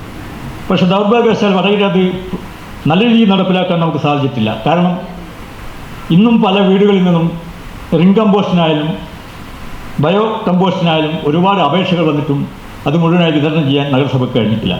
അതുകൊണ്ട് തന്നെ ഉറവിടങ്ങളിൽ മാലിന്യ സംസ്കരണം പരാജയപ്പെടുന്നതുകൊണ്ട് തന്നെ മാലിന്യ സംസ്കരണത്തിൽ വേണ്ടത്ര വിജയം നമുക്ക് നേടാൻ കഴിഞ്ഞിട്ടില്ല. അതുപോലെ തന്നെയാണ് റോഡരിയിലൊക്കെ ഇപ്പോൾ മാലിന്യങ്ങൾ ആളുകൾ വലിച്ചെറിയുകയാണ്. പലപ്പോഴും നഗരത്തിൻ്റെ പല ഭാഗങ്ങളും മൂക്ക് പൊത്തിക്കൊണ്ട് മാത്രമേ നമുക്ക് സഞ്ചരിക്കാൻ കഴിയുന്നു. മാലിന്യ നിർമ്മാർജ്ജന രംഗത്ത് നമ്മെ കണ്ടുപിടിച്ച് പോയ മുനിസിപ്പാലിറ്റികളൊക്കെ തന്നെ ഇന്ന് നമ്മളെക്കാളും മുമ്പിൽ നിൽക്കുകയാണ്. 1-2 സ്ഥാനങ്ങളിലേക്ക് അവരെത്തുകയാണ്. അതുപോലെ തന്നെ വടകര മത്സ്യ മാർക്കറ്റിൻ്റെ കാര്യം ഇവിടെ സൂചിപ്പിച്ചു. കഴിഞ്ഞ ബജറ്റിൽ 16 കോടിയാണ് നീക്കിവെച്ചതെന്ന് എനിക്ക് തോന്നുന്നത്. പക്ഷേ 16 റുപ്യ പോലും ആ മത്സ്യ മാർക്കറ്റ് നവീകരണത്തിന് വേണ്ടി വെച്ചിട്ടില്ല. ആ മത്സ്യ മാർക്കറ്റും പരിസരവും വളരെയധികം വൃത്തിഹീനമായി കിടക്കുകയാണ്. ആ മത്സ്യ മാർക്കറ്റും പരിസരവും വൃത്തിയാക്കുന്ന പദ്ധതികൾ ഈ വർഷത്തെ ബജറ്റിൽ കാണുന്നില്ല. അതുപോലെ തന്നെ നമ്മുടെ തോടുകൾ, കരിമനത്തോടായാലും ശരി, ആവിക്കൽ തോടായാലും ശരി, ബെമിനിത്തോടായാലും ശരി, അരയാപ്പിൽ തോടായാലും ശരി, ഈ തോടുകളൊക്കെ തന്നെ ഇന്ന് മാലിന്യം നിറഞ്ഞിരിക്കുകയാണ്. നമുക്കറിയാം കരിമനപ്പാല തോട് നാം വളരെ കൊട്ടുഘോഷിച്ച് നടത്തിയൊരു ഉദ്ഘാടനം, ഒരു തോണി ഇറക്കലൊക്കെ ഉണ്ടായിരുന്നു. ഇന്ന് ആ തോണി എവിടെയാണെന്ന് നമുക്കറിയില്ല. ആ തോണിയിലൂടെ മാലിന്യങ്ങൾ ശേഖരിച്ച് അത് പിന്നീട് സംസ്കരണം നടത്തുമെന്നാണ് പറഞ്ഞതെങ്കിലും യാതൊരു പദ്ധതിയും അതുമായി മുന്നോട്ട് പോയിട്ടില്ല. അതുപോലെ തന്നെ ഓടകളില്ലാതെ തന്നെ പ്ലാസ്റ്റിക് നിറഞ്ഞ കാരണം മഴക്കാലത്ത് വെള്ളത്തിൻ്റെ സുഖമായ ഒഴുക്കിന് തടസ്സം കാരണം നമ്മുടെ പുതിയ ബസ് സ്റ്റാൻഡ് പരിസരമായാലും അതുപോലെ തന്നെ അവിടുത്തെ വീടുകളായാലും കച്ചവട സ്ഥാനങ്ങളായാലും വെള്ളപ്പൊക്ക ഭീഷണിയാണുള്ളത്. അതുകൊണ്ട് ഓടകൾ തന്നെ മഴക്കാല പൂർവ്വ ശുചീകരണത്തിൻ്റെ ഭാഗമായി ഓടകളൊക്കെ ക്ലീൻ ചെയ്യാനുള്ള അടിയന്തര നടപടികളൊന്നും തന്നെ ഇവിടെ കാണുന്നതില്ല. അതുപോലെ തന്നെ നഗരസഭയുടെ ഗ്രീൻ അംബാസഡർ ആകണമെന്നൊരു ചോദ്യം കഴിഞ്ഞ കോഴിക്കോട് വെച്ച് നടന്ന സ്വച്ഛ് സർവേക്ഷൺ പരിപാടിയുടെ ഭാഗമായുള്ള ക്ലാസ്സിൽ ഞങ്ങളോട് ചോദിച്ചപ്പോൾ കൗൺസിലർമാരായ ഞങ്ങളൊക്കെ മിഴിച്ചു. ഇതാരാണെന്ന് ഞങ്ങൾക്കറിഞ്ഞത്. ചിലരൊക്കെ നമ്മളെ മീനാക്ഷി അമ്മയുടെ പേര് പറഞ്ഞു. സത്യത്തിൽ കൗൺസിലർമാരായ ഞങ്ങൾക്ക് പോലും ഇവിടുത്തെ ഗ്രീൻ അംബാസഡർ ആരാണെന്ന് അറിയാൻ പറ്റാത്ത അവസ്ഥയാണ്. അതുപോലെ തന്നെ തെരുവുനായ ശല്യം ഇന്ന് വളരെയേറെ രൂക്ഷമായിരിക്കുകയാണ്. വടകര പട്ടണവും പരിസരവും ഇന്ന് തെരുവുനായ്ക്കളുടെ കൈകളിലാണ്. രാത്രിയായാൽ വടകര പട്ടണം ഇരുട്ടിലാകുന്നു. നായ്ക്കളും സാമൂഹ്യ വിരുദ്ധരും പട്ടണം കൈയടക്കുന്ന അവസ്ഥയാണുള്ളത്. നമുക്കറിയാം, കഴിഞ്ഞ ബഡ്ജറ്റിൽ പറഞ്ഞത് നമ്മുടെ വെറ്റിനറി ഹോസ്പിറ്റലിൽ 10 ലക്ഷം രൂപ ചെലവഴിച്ചുകൊണ്ട് ഒരു ABC സെൻറ്റർ തുടങ്ങുമെന്ന്. ഈ ബജറ്റിലും അതിൻ്റെ ഒരു ആവർത്തനം കാണുന്നുണ്ട്. യാതൊന്നും തന്നെ നടപ്പിലാക്കിയതായി കാണുന്നില്ല. പിഞ്ചു കുട്ടികളെയായാലും ശരി, വൃദ്ധന്മാരെയായാലും ശരി, തെരുവ് നായ്ക്കൾ ദൈനംദിനം കടിച്ചുകൊണ്ടിരിക്കുകയാണ്. മനോരമ പത്രവും മാതൃഭൂമി പത്രവും ഇത് സംബന്ധിച്ച് പരമ്പരകൾ തന്നെ എഴുതിയിട്ടുണ്ട്. പക്ഷേ തെരുവ് നായ്ക്കളെ നിയന്ത്രിക്കാനുള്ള യാതൊരു പദ്ധതികളും നമ്മുടെ ഭാഗത്തുണ്ടായിട്ടില്ല. ഇപ്പോൾ തദ്ദേശ സ്വയംഭരണ വകുപ്പ് ഇത് സംബന്ധിച്ച് ധാരാളം ഉത്തരവുകൾ ഇറക്കിയിട്ടുണ്ടെങ്കിൽ ഈ ഉത്തരവുകൾ ഒന്നുപോലും വടകര നഗരസഭയിൽ ഇതുവരെയും നടപ്പിലാക്കിയിട്ടില്ല. നമുക്കറിയാം, നമ്മളിപ്പോൾ വീടുകളിൽ പോയാൽ കാണുക, വീടുകളുടെ ഇരുത്തിയിലൊക്കെ നമ്മൾ നെറ്റ് വിരിച്ച് കാണാം. വീട്ടുകാരൊക്കെ പറയുന്നത് നായയുടെ ശല്യമാണ്. അപ്പോൾ തെരുവുനായ ശല്യം നിയന്ത്രിക്കാനുള്ള നടപടികൾ ദൗർഭാഗ്യവശാൽ വേണ്ട പോലെ കാണുന്നില്ല. അതുപോലെ തന്നെയാണ് തെരുവ് വിളക്കുകൾ കത്തുക. വടകര പട്ടണം 7 മണിയായാൽ ഇരുട്ടിലാണ് സാർ. തെരുവിളക്കൊന്നും തന്നെ പൂർണ്ണമായും കത്തുന്നില്ല. നമുക്കറിയാം, നമ്മുടെ ബസ് സ്റ്റാൻഡ്, പഴയ ബസ് സ്റ്റാൻഡായാലും പുതിയ ബസ് സ്റ്റാൻഡ് നാം എടുത്തു നോക്കിയാൽ അവിടെയൊക്കെ തന്നെ ആളുകൾ കൂരാക്കൂരി ഇരുട്ടിലാണ് നിൽക്കുന്നത്. ബസ് കാത്തു നിൽക്കുന്ന ആ ട്രാക്കിലൊക്കെ ഇരുടാണ്. അവിടെയുള്ള LED ബൾബുകളായാലും ശരി, ഹൈമാസ്റ്റ് ലൈറ്റുകൾ, ഇതൊന്നും തന്നെ കൃത്യമായി കത്തുന്നില്ല. അതുപോലെ തന്നെ നഗരത്തിൻ്റെ എല്ലാ ഭാഗങ്ങളിലും നഗരത്തിൻ്റെ മറ്റ് പ്രദേശങ്ങളിലെയും തെരുവിളക്കൾ കൃത്യസമയത്ത് കത്തിക്കാൻ കഴിയുന്നില്ല. ഇപ്പോൾ നമ്മളെ കോൺട്രാക്ട് കൊടുത്തിരിക്കുന്ന ആൾ പറഞ്ഞത് ഞാൻ 3 മാസം കൂടുമ്പോഴേ വരുവാണ്. നമുക്കറിയാം, അവർ ഉപയോഗിക്കുന്ന ബൾബുകൾ തന്നെ വളരെ ക്വാളിറ്റി കുറഞ്ഞ ബൾബുകളാണ്. മിക്കവാറും 9 വാട്ട്സാണ്. മേലെ ഹൈറ്റിൽ നിന്നും 50 വാട്ട്സ് ബൾബ് കത്തിയാൽ താഴേക്ക് വെളിച്ചം കിട്ടാറില്ല. അവൻ ബൾബിട്ട് പോയി 2 ദിവസം കഴിയുമ്പോഴേക്ക് ബൾബ് അടിച്ചു പോകും. പിന്നീട് അയാൾ വരുന്നത് 3 മാസമാണ്. ഈ തരത്തിൽ നഗരം മുഴുവൻ ഇരുട്ടിലാണുള്ളത്. അതുപോലെ തന്നെ ജനപ്രതിനിധികളുടെ ഫണ്ടിൽ നിന്ന് ഉപയോഗിച്ചിട്ടുള്ള ഹൈമാസ്റ്റ് ലൈറ്റുകളായും ലോമാസ്റ്റ് ലൈറ്റുകൾ ലക്ഷക്കണക്കിന് പൊതുമുതൽ തെരുവുകളിൽ നോക്കുകുത്തികളായി മാറുകയാണ്. അവയൊക്കെ തന്നെ കാലാനുസൃതമായി റിപ്പയർ ചെയ്യാനുള്ള നടപടികളൊന്നും ഉണ്ടാകുന്നില്ല. മറ്റൊരു പ്രധാനപ്പെട്ട പ്രശ്നമാണ് തെരുവുകൾക്കുമായി ബന്ധപ്പെട്ട മറ്റൊരു പ്രധാനപ്പെട്ട പ്രശ്നമാണ് നമ്മുടെ ബൾബുകളുടെ നിലവാരമില്ലായ്മ. ഈ ഉപയോഗിക്കുന്ന ബൾബുകൾ പലപ്പോഴും ക്വാളിറ്റിയില്ല. അതുപോലെ തന്നെ അവന് കരാറുകാരന് ഈ 3 മാസം കൂടുമ്പോൾ എന്നുള്ളത് ഒന്നുകൂടെ മാറ്റി ആ കരാറിൽ തന്നെ അങ്ങനെ ഒരു വ്യവസ്ഥയുണ്ടെങ്കിൽ ഒരു മാസത്തിൽ ഒരു തവണയെങ്കിലും വന്ന് ഇവിടുത്തെ എല്ലാ വാർഡുകളിലെയും തെരുവുകൾക്ക് എത്തിക്കാനുള്ള നടപടികൾ ഉണ്ടാകണമെന്ന് അഭ്യർത്ഥിക്കുകയാണ്. ബഹുമാനപ്പെട്ട ചെയർപേഴ്സൺ, ഇവിടെ ഡെപ്യൂട്ടി ചെയർപേഴ്സൺ അവതരിപ്പിച്ച ബഡ്ജറ്റ് വളരുന്ന വടകരയുടെ വളർച്ചയ്ക്ക് അനുയോജ്യമായ ഒരു മാതൃകാപരമായ ബഡ്ജറ്റ് എന്ന് ഞാൻ സൂചിപ്പിക്കുകയാണ്. വടകരയെ സംബന്ധിച്ചിടത്തോളം ഇന്ന് നമ്മളിരിക്കുന്ന വടകര നഗരസഭാ കൗൺസിൽ ഹാൾ കേരളത്തിന് മാതൃകയായ ഒരു കൗൺസിൽ ഹാളാണ്. അതേപോലെ തന്നെ ഈ നഗരസഭയുടെ കെട്ടിടം എന്ന് പറയുന്നത് കേരളത്തിന് മാതൃകയാണ്. വടകരയിലുള്ള 75,000-ത്തിലും അധികം ജനതയ്ക്ക് അവരുടെ നീറുന്ന പ്രശ്നങ്ങൾ തങ്ങളുടെ തദ്ദേശ സ്വയംഭരണ ഓഫീസുകളിൽ വന്ന് പരിഹരിക്കുവാൻ വേണ്ട ഒരു നല്ല സംവിധാനം ഇവിടെ നടത്തിയത് ഇടതുപക്ഷ ജനാധിപത്യ മുന്നണിയുടെ തുടർച്ചയായ ഭരണം കൊണ്ടുവന്ന് മാത്രമാണ് സൂചിപ്പിക്കുക. അത് പൂർത്തീകരിക്കാനും ജനങ്ങൾക്ക് കൂടുതൽ സൗകര്യം കിട്ടുവാനുള്ള തുക ബഡ്ജറ്റിൽ വകയിരുത്തിയതിൽ ഏറെ സന്തോഷം നൽകുന്നു. അതുപോലെ തന്നെ വടകരയെ സംബന്ധിച്ചിടത്തോളം കാലാകാലമായി നമ്മൾ ചർച്ച ചെയ്യുന്നൊരു വിഷയമാണ് തരിശ് ഭൂമി കൃഷിക്ക് ഉപയോഗിക്കുക എന്നുള്ളത്. ഈ ബഡ്ജറ്റിൻ്റെ ഏറ്റവും ഒരു പ്രത്യേകതയായി ഞാൻ കാണുന്നത് വടകര തരിശ് ഭൂമിയായി ഒഴിച്ചിട്ട സ്ഥലം നാളവും വയലും പരിസരവും അത് കൃഷിക്കും മാത്രമല്ല അനുബന്ധ പ്രവർത്തനങ്ങൾക്കും പലതരത്തിലുള്ള വലിയൊരു ഒരു ഫാം ടൂറിസം എന്നുള്ള ഒരു പദം തന്നെ ഈ നഗരസഭയ്ക്ക് അഭിമാനകരമായൊരു പേര് സൂചിപ്പിക്കുക. മറ്റ് പല സ്ഥലങ്ങളിലും പല വിദേശ രാജ്യങ്ങളിലും ഇതുപോലുള്ള ഫാം ടൂറിസം നടത്തി വലിയ വരുമാനം അവർക്ക് ലഭിച്ചുകൊണ്ട് നഗരം സംബന്ധിച്ചിടത്തോളം അതൊരു പുതിയ കാൽവയ്പ്പാണ്. തീർച്ചയായും പ്രത്യേകമായി അഭിനന്ദിക്കാൻ. അതുപോലെ തന്നെ ഇതുമായി ബന്ധപ്പെട്ട ജനങ്ങളുടെ ഒരു ബോധവൽക്കരണം എന്നുള്ള രീതിയിൽ കൗൺസിലർമാർ എന്ന രീതിയിലൊക്കെ നമ്മൾ ആത്മാർത്ഥമായി ഇടപെടേണ്ടതാണ്. അതോടൊപ്പം തന്നെ ടൂറിസവുമായി ബന്ധപ്പെട്ട കടൽത്തീരത്തിൻ്റെ സൂചന ഇതിൽ അടിവരയിട്ട് പറഞ്ഞിട്ടുണ്ട്. വടകര ഒരു കടൽത്തീരത്തുള്ള പട്ടണമാണ്. 6 കിലോമീറ്ററോളം വരുന്ന ഈ കടൽത്തീരം ടൂറിസത്തിൻ്റെ പ്രൊമോഷന് വേണ്ടിയിട്ട് ഉപയോഗിച്ചുകൊണ്ട് ഒരു നല്ല രീതിയിലുള്ള ഒരു വരുമാനം നഗരസഭ ഉണ്ടാക്കാനും അതുവഴി ജനക്ഷേമ പരിപാടികൾ നടപ്പിലാക്കാനും നമുക്ക് കഴിയും ഈ ബഡ്ജറ്റിലൂടെ എന്ന് സൂചിപ്പിക്കാൻ. അതുപോലെ തന്നെ മറ്റൊന്ന് പ്രധാനമായി കണ്ടത് വടകര ശ്മശാനത്തിൻ്റെ കാര്യം ഇവിടെ സൂചിപ്പിക്കുകയുണ്ടായി. ഈ ശ്മശാനം നേരത്തെ അഡ്വക്കേറ്റ് കെ വാസുദേവൻ ചെയർമാൻ നയിക്കുന്ന സമയത്ത് അവിടെ ഉദ്ഘാടനം ചെയ്യപ്പെട്ട് ഉണ്ടെങ്കിലും നമ്മുടെ ജനതയുടെ ബോധമില്ലായ്മ കൊണ്ടാണ് അതന്ന് ആ രീതിയിൽ അവിടെ അടഞ്ഞു കൊണ്ടുപോയത്. ഇവിടെ ഈ പ്രത്യേകം ഞാൻ കാണുന്നത് ഇവിടെ ഈ ബഡ്ജറ്റിൽ പറഞ്ഞിരിക്കുന്നത് ഇതിൻ്റെ ഫർണസ് ശ്മശാനത്തിൻ്റെ ഫർണസ് ഒരുക്കുകയും അതോടൊപ്പം തന്നെ വീട്ടിൽ നിന്ന് ശ്മശാനത്തിൽ തന്നെ നടത്താൻ ബോധവൽക്കരണം നടത്തുകയും ചെയ്യുന്നു എന്നുള്ള ഈ ബഡ്ജറ്റിൽ വളരെ പ്രാധാന്യത്തോടെ ഞാൻ കാണുകയാണ്. ഈ 5 വർഷം കൊണ്ട് നമുക്ക് എന്തായാലും അത് സാധിക്കുമെന്ന് ഞാൻ പ്രതീക്ഷിക്കുകയാണ്. അതുപോലെ തന്നെ ആരോഗ്യരംഗത്ത് നടത്തുന്ന പ്രവർത്തനം വടകര നഗരസഭയിലുള്ള 5 ആരോഗ്യ കേന്ദ്രങ്ങളും ഒരു 5 ആശുപത്രിയായി വളർന്നു എന്നുള്ളത് നമ്മൾ നേരത്തെ കണ്ടതാണ്. അതിനുവേണ്ടി അതിൻ്റെ വളർച്ചയ്ക്ക് വേണ്ടി ആരോഗ്യരംഗത്തേക്ക് പ്രത്യേക ഫണ്ടും നഗരസഭ ഉൾപ്പെടുത്തിയതിൽ ഏറെ സന്തോഷിക്കുന്നു. ഇത്രയും കാര്യങ്ങളൊക്കെ നമുക്ക് ഉൾപ്പെടുത്തിക്കൊണ്ട് ഈ ബഡ്ജറ്റ് 100% ഈ വരുന്ന വടകരയ്ക്ക് വളർച്ചയ്ക്ക് വേണ്ടി തീർച്ചയായും സഹകരിക്കും. ഈ ബഡ്ജറ്റിനെ പൂർണ്ണമായും ഞാൻ പിന്താങ്ങുകയാണ്. സർ, വടകര കോട്ടപ്പറമ്പ് വികസനത്തിനായി വലിയൊരു പദ്ധതി കഴിഞ്ഞ ബജറ്റിലൊക്കെ വിഭാവനം ചെയ്തതാണല്ലോ. സർ, എൻ്റെ ചെറുപ്പം മുതൽ തന്നെ കാണുന്ന ഈ ഒരു പ്രദേശമാണ് കോട്ടപ്പറമ്പ്. ഇപ്പോൾ 48 വയസ്സായി. എൻ്റെ അനുഭവത്തിൽ 48 വർഷത്തോളം യാതൊരു മാറ്റവുമില്ലാതെ ഈ കോട്ടപ്പറമ്പ് പ്രദേശം മുന്നോട്ട് പോവുകയാണ്. മേഴ്സി കോളേജിൻ്റെ കെട്ടിടം അവിടെ നിന്ന് പൊളിച്ചു മാറ്റി എന്നല്ലാതെ മറ്റൊന്നും ഒരു പ്രവർത്തനം അവിടെ നടന്നിട്ടില്ല. ഏതാണ്ട് 100 കണക്കിന് ആളുകൾ ദിനേന കച്ചവട ആവശ്യങ്ങൾക്കും മറ്റുമായി ആശ്രയിക്കുന്ന ഒരു പ്രദേശമാണ് വടകര കോട്ടപ്പറമ്പ്. ഗാന്ധിജി സന്ദർശിക്കുകയും കോളേജ് ടീച്ചർ സ്വാതന്ത്ര്യസമര കാലത്ത് തൻ്റെ ആഭരണങ്ങളൊക്കെ നൽകുകയും ചെയ്തടക്കമുള്ള രാഷ്ട്രീയവും സാമൂഹികവും സാംസ്കാരികവുമായിട്ടുള്ള വലിയൊരു ചരിത്രമുറങ്ങുന്ന ആ കോട്ടപ്പറമ്പും പഴയ സ്റ്റാൻഡും ചന്തപ്പറമ്പും ഉൾപ്പെടുന്ന ആ പ്രദേശങ്ങളൊക്കെ തന്നെ വടകരയുടെ നഗരപ്രദേശത്തിൻ്റെ മെരിപ്പ് നിലച്ചിട്ട് പതിറ്റാണ്ടുകളായി. സർ, പ്രൊജക്റ്റിൽ കണ്ടു നാരി ഫുഡ് സ്ട്രീറ്റ് എന്ന പദ്ധതി ഉൾപ്പെടുത്തിയതായിട്ട്. സർ, ഇത്തരം പദ്ധതികൾ അവിടെ കൊണ്ടുവരുമ്പോൾ അവിടുത്തെ ഒരു ഭൗതിക സാഹചര്യങ്ങൾ കൂടി നമുക്ക് നന്നാക്കി എടുക്കേണ്ടതായിട്ടില്ലേ? അവിടുത്തെ വ്യാപാരികൾ അനുഭവിക്കുന്ന പ്രയാസങ്ങൾ നേരിട്ട് കണ്ടവനാണ് ഞാൻ. സർ, അവിടെ വാഹനങ്ങളുടെ സഞ്ചാരത്തിൽ പൊടി വളർന്ന് ആ പൊടിയിലൂടെയാണ് അവർ കച്ചവടം ചെയ്തു വരുന്നത്. കൃത്യമായ രീതിയിൽ ഇൻ്റർലോക്ക് ചെയ്ത് ആ പ്രദേശം മനോഹരമാക്കിയാൽ ഈ പൊടിസ്ഥലത്തിൽ നിന്ന് പരിഹാരം കാണാവുന്നതാണ്. അത്തരം നവീകരണ പ്രവൃത്തികളൊന്നും തന്നെ ബജറ്റിൽ കാണാൻ സാധിച്ചിട്ടില്ല. അതേപോലെ തന്നെ ഗുരുതരമായിട്ടുള്ള മറ്റൊരു പ്രശ്നമാണ് ശുചിത്വമുള്ള ശൗചാലയത്തിൻ്റെ അഭാവം എന്ന് പറയുന്നത്. സർ, കഴിഞ്ഞ ദിവസം ഞാൻ അവിടെ പോയിരുന്നു. എൻ്റെ സുഹൃത്തുമായിട്ട് അവിടെ പോയപ്പോൾ മൂത്രമൊഴിക്കണമായിരുന്നു. അവിടെ പോയതിനേക്കാൾ സ്പീഡിലേക്കാണ് അത് തിരിച്ചു വന്നത്. കാരണം അവിടുത്തെ ആ പ്രദേശം അത്രക്കും എന്താ പറയുക മാലിന്യമായിട്ടുള്ള ഒരു പ്രദേശമായിട്ടാണ് കാണാൻ സാധിച്ചത്. എൻ്റെ ഫോട്ടോ ഞാൻ എടുത്തു വെച്ചിട്ടുണ്ടായിരുന്നു. ആ വൃത്തിഹീനമായ സാഹചര്യം മാറ്റി നമ്മൾ നിരവധിയായിട്ടുള്ള കച്ചവടക്കാരും ജനങ്ങളും ഒക്കെ സഞ്ചരിക്കുന്ന പ്രദേശമാണ് സർ അവിടെ.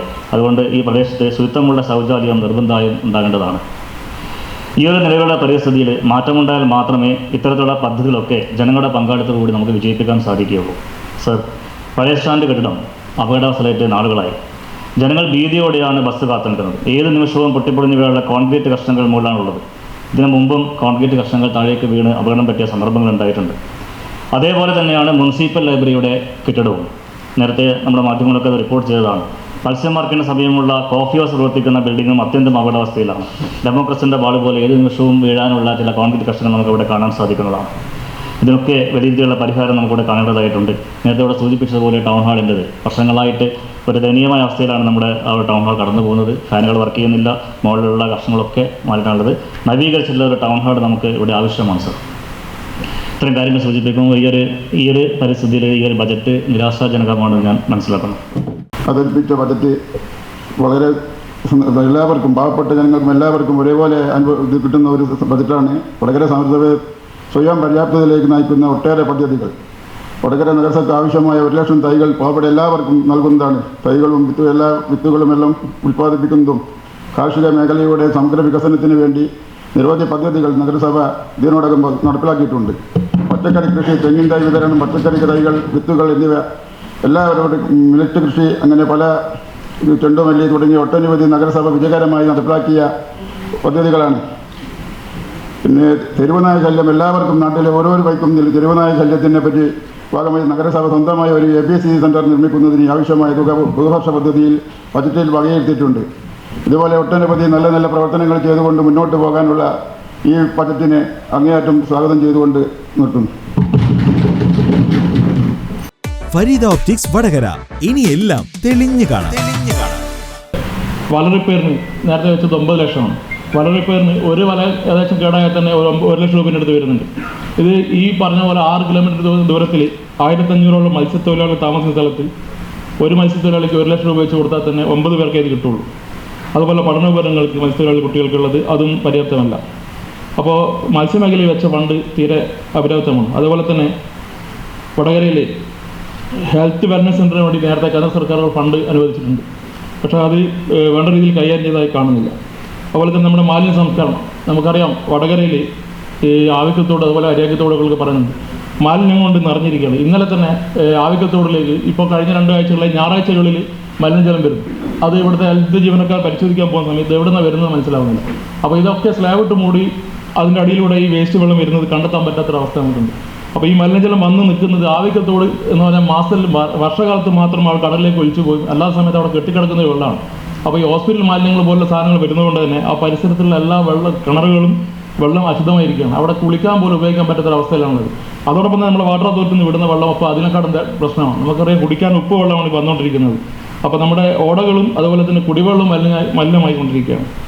അപ്പോൾ ഇത് മാറ്റാൻ വേണ്ടിയുള്ള പദ്ധതികൾ കാണുന്നില്ല. അതുപോലെ നമ്മുടെ നിരവധി കേന്ദ്ര പദ്ധതികൾ നമ്മുടെ ബഡ്ജറ്റിൽ കാണുന്നുണ്ട്. പക്ഷേ പേര് മാറ്റിക്കൊണ്ടാണ് പല പദ്ധതിയും കാണുന്നത്. ബഡ്ജറ്റിൽ കേന്ദ്ര പദ്ധതികളെ പറ്റി ഒരു അഭിപ്രായങ്ങളും കാണുന്നില്ല. അതുപോലെ തന്നെ നമ്മുടെ NH ഹൈവേയെ കുറിച്ച് പറയുകയാണെങ്കിൽ നേരത്തെ കഴിഞ്ഞ കൗൺസിൽ കാലത്ത് നമ്മുടെ ചെയർമാൻ്റെ ഫോട്ടോ വെച്ച് എല്ലാ വാർഡിലും NH ഹൈവേ ഞങ്ങൾ എലിവേറ്റഡ് ഹൈവേ ആക്കാൻ വേണ്ടിയുള്ള പ്രവർത്തനം നടത്തിയെന്ന് ഫ്ലെക്സ് വെച്ചിരുന്നു സാർ. പക്ഷേ സാർ ഇപ്പോഴെന്താണ് അവസ്ഥ? വടകര നഗരസഭയിലേക്ക് വരാൻ പറ്റുന്ന രീതിയിലുള്ള എല്ലാ റോഡുകളും അടഞ്ഞിരിക്കുകയാണ്. നമ്മൾ വേണ്ടാത്ത രീതിയിലുള്ള നമ്മുടെ ഇടപെടൽ ഇല്ലാത്തതുകൊണ്ടാണ് ഈ ഒരു പ്രശ്നം വന്നിട്ടുള്ളത്. അത് അന്ന് നഗരസഭാ ചെയർമാൻ ആളുകളെ തെറ്റിദ്ധരിപ്പിച്ചെന്നാണ് ഇപ്പോൾ കണക്കാക്കുന്നത്. കാരണം നമ്മൾ അന്ന് പറഞ്ഞത് പെരുവട്ടംതാഴ മുതൽ സാറിന് ഹോസ്പിറ്റൽ വരെ എലിവേറ്റഡ് ഹൈവേ ആണെന്നാണ്. ഇന്ന് അങ്ങനെയാണ് സാർ ഇതിൻ്റെ അവസ്ഥ എടുക്കുന്നത്. നഗരസഭ വേണ്ട രീതിയിൽ ഇടപെടൽ നടത്താത്തതുകൊണ്ടാണ് ഇങ്ങനെ ഒരു അവസ്ഥ നമുക്ക് വന്നിട്ടുള്ളത് സാർ. അതുപോലെ തന്നെ കോട്ടപ്പറമ്പ് നമുക്കറിയാം, കഴിഞ്ഞ കൗൺസിലിന് തൊട്ട് മുമ്പിലാണ്, ഒരു 10 വർഷം മുമ്പുള്ള കൗൺസിലാണ് അവിടെ നമ്മൾ കെട്ടിടങ്ങളൊക്കെ പൊളിച്ച് അവിടെയുള്ള തൊഴിലാളികളെ മാറ്റിയത് സാർ. ഇപ്പോൾ ഇന്നലെ കണ്ടു, പേപ്പറിലായിട്ട് 2 ദിവസം മുമ്പ് കണ്ടു, കുടുംബശ്രീ ജനകീയ ഹോട്ടൽ അവിടെ തുടങ്ങി സാർ. അതിനു വേണ്ടിയാണ് നമ്മളത് പൊളിച്ചത്. അവിടെ കിടക്കുന്ന നിരവധി ആളുകൾ നമ്മൾ മാറ്റിക്കൊണ്ട് അവർക്ക് ഇപ്പോഴും ഒരു കച്ചവട സ്ഥാപനങ്ങൾ നടത്താൻ പറ്റാത്ത അവസ്ഥയിലാണുള്ളത്. അപ്പോൾ നമ്മൾ കോട്ടപ്പറമ്പ് എന്തിനാണ് അവിടെ സ്ഥലം ഒഴിപ്പിച്ച് ആ പദ്ധതി അവിടെ നടപ്പിലാക്കാൻ പറ്റുന്നതായിട്ടുള്ള പദ്ധതികളിൽ കാണുന്നില്ല. അത് നമ്മുടെ പഴയ ബസ് സ്റ്റാൻഡ് കെട്ടിടം നമുക്കറിയാം പൊളിഞ്ഞു വേറായി കിടക്കുകയാണ്. അതുപോലെ തന്നെ പഴയ ബസ് സ്റ്റാൻഡിലേക്ക് ആളുകൾക്ക് അവിടെ വന്ന് നിൽക്കാൻ പറ്റാത്ത അവസ്ഥയുണ്ട്. കാരണം ബസ് സ്റ്റാൻഡിൻ്റെ ഇപ്പോഴത്തെ അവസ്ഥ നമുക്ക് എല്ലാവർക്കും അറിയാവുന്നതാണ്.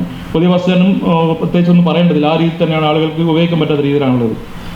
അതുപോലെ തന്നെ സാർ നമുക്ക് വടകര നഗരസഭയിൽ അംബേദ്കർ കോളനി, SC കോളനി ഒരു കോളനിയുള്ളൂ സാർ. അതിൻ്റെ ഇപ്പോഴത്തെ അവസ്ഥ ഒന്ന് പോയി കാണും സാർ. വളരെ ദാരിദ്ര്യം പിടിച്ച അവസ്ഥയിലാണ് അവിടെ താമസിക്കുന്നത്. നേരത്തെ കണ്ടിജൻസിയിൽ കുറേ പേര് അവിടെ നിന്ന് വർക്ക് ചെയ്തിരുന്നു. പക്ഷേ ഇപ്പോൾ 1-2 വീടുകൾ ആളുകൾ മാത്രമേ അവർ ഈ കണ്ടിജൻസിയിൽ വർക്ക് ചെയ്യാൻ പറ്റുന്നുള്ളൂ. നേരത്തെ ആ മേഖലയിൽ നിന്ന് ആളുകളായിരുന്നു കൂടുതലായി ഇതിൽ വർക്ക് ചെയ്തുകൊണ്ടിരുന്നത്. പക്ഷേ അവരുടെ വീടുകൾ ഇപ്പോഴത്തെ ദാരിദ്ര്യം പിടിച്ച അവസ്ഥയിൽ നിന്നൊരു മാറ്റം വരുത്താനുള്ള പദ്ധതികൾ ഇതിനകത്ത് വന്നിട്ടില്ല. ആകെ ഒരു 10-12 വീടുകളെ ഇപ്പോൾ നഗരസഭയിൽ അംബേദ്കർ കോളനിയിൽ തന്നെയുള്ളൂ. അതുപോലെ തന്നെ നേരത്തെ പറഞ്ഞു നമ്മുടെ JNM സ്കൂളിൽ സ്മാർട്ട് ക്ലാസ് ആക്കി വേണ്ടി 2 ലക്ഷം രൂപ ഉയർത്തിയായി കാണുന്നു. സാർ കേന്ദ്ര പദ്ധതിയിലായിട്ടുള്ള PM3 നമ്മൾ ഉൾപ്പെടുത്തിക്കൊണ്ടായിരുന്നെങ്കിൽ നമുക്ക് ഒരു വർഷം ഒരു സ്കൂളിന് 1 കോടി രൂപയോളം അനുവദിക്കാൻ പറ്റും സാർ. അപ്പോൾ ഇങ്ങനെയുള്ള കാര്യങ്ങൾ രാഷ്ട്രീയ പ്രശ്നങ്ങൾ മാറ്റിവെച്ചുകൊണ്ട് ഇങ്ങനെയുള്ള പദ്ധതികൾ നമ്മുടെ നഗരസഭയിൽ കൊണ്ടുവരാനുള്ള ശ്രമം നടത്തണം സാർ. അതുപോലെ തന്നെ ഒരു ശ്രദ്ധിക്കപ്പെടുന്ന സാധനമാണ് അതിദാരിദ്ര്യർക്ക് വീട് റിപ്പയറിന് 5 ലക്ഷം. സാർ നമ്മൾ കേരള സർക്കാർ തന്നെ അതിദാരിദ്ര്യം ഇല്ല എന്ന് പറഞ്ഞുകൊണ്ട് ഈ ഒരു പദ്ധതിയിൽ നമ്മൾ ഈ 5 ലക്ഷം വെച്ചത് എന്തിനാന്നുള്ളത് വളരെ രസകരമായി തോന്നുന്നു സാർ. അതുപോലെ തന്നെയാണ് സാർ നമ്മുടെ പ്രധാനപ്പെട്ട ഒരു പദ്ധതിയാണ് PMAYയിൽ നമ്മുടെ വടകര നഗരസഭയിൽ വീടുകൾ കൊടുക്കുന്നത് സാർ. നമ്മുടെ നേരത്തെ 9 DPRകൾ അനുവദിച്ചിട്ടുണ്ട് സാർ. സാർ ആദ്യത്തെ ഈ PMAY പദ്ധതി വരുന്ന സമയത്ത് തന്നെ സർക്കാരിൻ്റെ ഒരു ഓർഡർ ഉണ്ടായിരുന്നു. ആദ്യ DPR ഉൾപ്പെട്ട മുഴുവൻ പേർക്കും വീട് അനുവദിച്ചതിന് ശേഷം മാത്രം 100% പൂർത്തീകരിച്ച ശേഷം മാത്രമേ 2ാം DPR വിളിക്കാറുള്ളൂ. പക്ഷേ സാർ അതൊക്കെ നോക്കുമ്പോൾ 9 DPR വിളിച്ചിട്ടുണ്ട്. അപ്പോൾ ആദ്യത്തെ DPRൽ എനിക്ക് തോന്നുന്നു സാർ 570 പേരായിട്ട് അപേക്ഷിച്ചിട്ടുണ്ട്. അതിൽ ഇപ്പോഴും 70% ആളുകളെ വീട് പണി പൂർത്തീകരിച്ചിട്ടുള്ളൂ. ഇനിയും പല വാർഡുകളിൽ 1ാം ഘട്ടം വാങ്ങിയ ആളുകൾ 2ാം ഘട്ടം വാങ്ങിയ ആളുകൾ പണി പൂർത്തീകരിച്ചിരിക്കുന്നുണ്ട്. അതിൽ അവരെ പണി പൂർത്തീകരിച്ചുകൊണ്ട് 100% ആക്കിക്കൊണ്ട് ഈ മൊത്തം 9 DPR വരെ ഇപ്പം നമുക്ക് പൂർത്തീകരിക്കേണ്ടി വരും. അപ്പോൾ കേന്ദ്രം പറഞ്ഞത് ഓരോ DPRും കംപ്ലീറ്റ് ചെയ്തതിന് ശേഷമേ അടുത്തത് വിളിക്കാൻ പാടുള്ളൂന്നാണ്. പക്ഷെ നമ്മളത് നിയമം കാറ്റിപ്പറത്തിയാണ് ഇന്ന് നമ്മൾ അനുഭവിക്കുന്ന വിഷയം. ഇപ്പോൾ 2 വർഷത്തോളമായി PMAY പദ്ധതി നമുക്ക് ഫണ്ട് കഴിവിക്കാത്ത അത് ഇവിടെ വരുന്ന ജനങ്ങളെ തെറ്റിദ്ധരിപ്പിക്കുകയാണ് കേന്ദ്രം ഫണ്ട് തരുന്നില്ല എന്നുള്ളത്. കേന്ദ്രം ഫണ്ട് തരാത്തതിൻ്റെ കാരണം കേന്ദ്രം കൊടുത്ത മാനദണ്ഡം ലംഘിച്ചുകൊണ്ടാണ് സാർ. നമ്മളൊരു ഫണ്ട് കൊടുക്കുമ്പോൾ നമ്മളൊരു മാനദണ്ഡം വെക്കുന്നുണ്ട്, അത് ക്ലിയർ അല്ലെങ്കിൽ നമ്മൾ ഫണ്ട് കൊടുക്കില്ല. അപ്പോൾ അതുപോലെയാണ് കേന്ദ്ര മാനദണ്ഡം ലംഘിച്ചതാണ് ഈ പ്രശ്നത്തിന് കാരണം സാർ. പിന്നെ MCF നമ്മുടെ വടകര നഗരസഭയിൽ നമ്മൾ കുട്ടികൾക്ക് സാറാണ് MCF സാർ. പുതിയ ബസ് സ്റ്റാൻഡിലെ ആ MCF കേന്ദ്രം ഒന്ന് പോയി നോക്കണം സാർ. അതിൻ്റെ ചുറ്റും മാലിന്യക്കൂമ്പരാണ് സാറേ. അപ്പോൾ അതുപോലെ തന്നെ നമുക്ക് അവിടെ ഒരു ടീ ആൻഡ് ബ്രേക്ക് എന്ന് പറഞ്ഞൊരു സ്ഥാപനം നടക്കുന്നുണ്ട്. ജനങ്ങൾക്ക് അവിടെ കയറി ഒരു ചായ കുടിക്കണമെങ്കിൽ ടേക്ക് ആൻഡ് ബ്രേക്ക് എന്ന സ്ഥാപനം നടക്കുന്നുണ്ട് സാറേ. നമുക്ക് അവിടെ ചായ കുടിക്കാൻ കയറുന്ന മാലിന്യം മണത്തിട്ട് അവിടെ ഇരിക്കാൻ പറ്റാത്തൊരവസ്ഥയാണ്. അപ്പോൾ നമ്മുടെ നഗരത്തിലെ ആളുകളെ നമ്മൾ ആകർഷിക്കാൻ വേണ്ടി ചെയ്യുന്ന സാധനം ഇങ്ങനെയുള്ള സ്ഥലം മാലിന്യക്കൂമ്പരത്തിൽ കൊണ്ടുവച്ചത് വളരെ ദയനീയമായി പോയി. അതുപോലെ തന്നെയാണ് നമ്മുടെ ഇപ്പോൾ ഈ നായ്ശല്യം വടകര നഗരസഭയിൽ നായ്ശല്യം ഇപ്പോൾ ABC ചെയ്യാൻ വേണ്ടി നമ്മൾ ഫണ്ട് വെച്ചതായി കാണുന്നുണ്ട്. പക്ഷേ നമ്മൾ നേരത്തെ കേന്ദ്ര സർക്കാർ പറഞ്ഞതുപോലെ ഓരോ നഗരസഭ പഞ്ചായത്തുകളിലും ഈ നായ്ക്കളെ സംരക്ഷിക്കാൻ വേണ്ടി ഒരു ഷെൽട്ടർ രൂപീകരിക്കണം എന്ന് പറഞ്ഞിട്ടുണ്ട് സാർ. നമുക്ക് അതിന് സ്ഥലം കണ്ടെത്താനുള്ള ഫണ്ടോ ഒന്നും കാര്യങ്ങളോ അവിടെ കാണുന്നില്ല. അതുപോലെ തന്നെ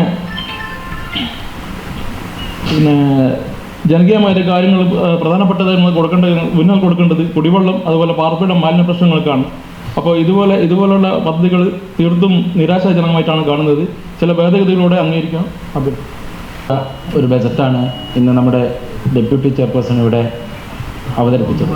കൃഷി, വിദ്യാഭ്യാസം, തൊഴിൽ, ആരോഗ്യം തുടങ്ങി എല്ലാവർക്കും സന്തോഷം നൽകുന്ന ഒരു ബജറ്റാണ്.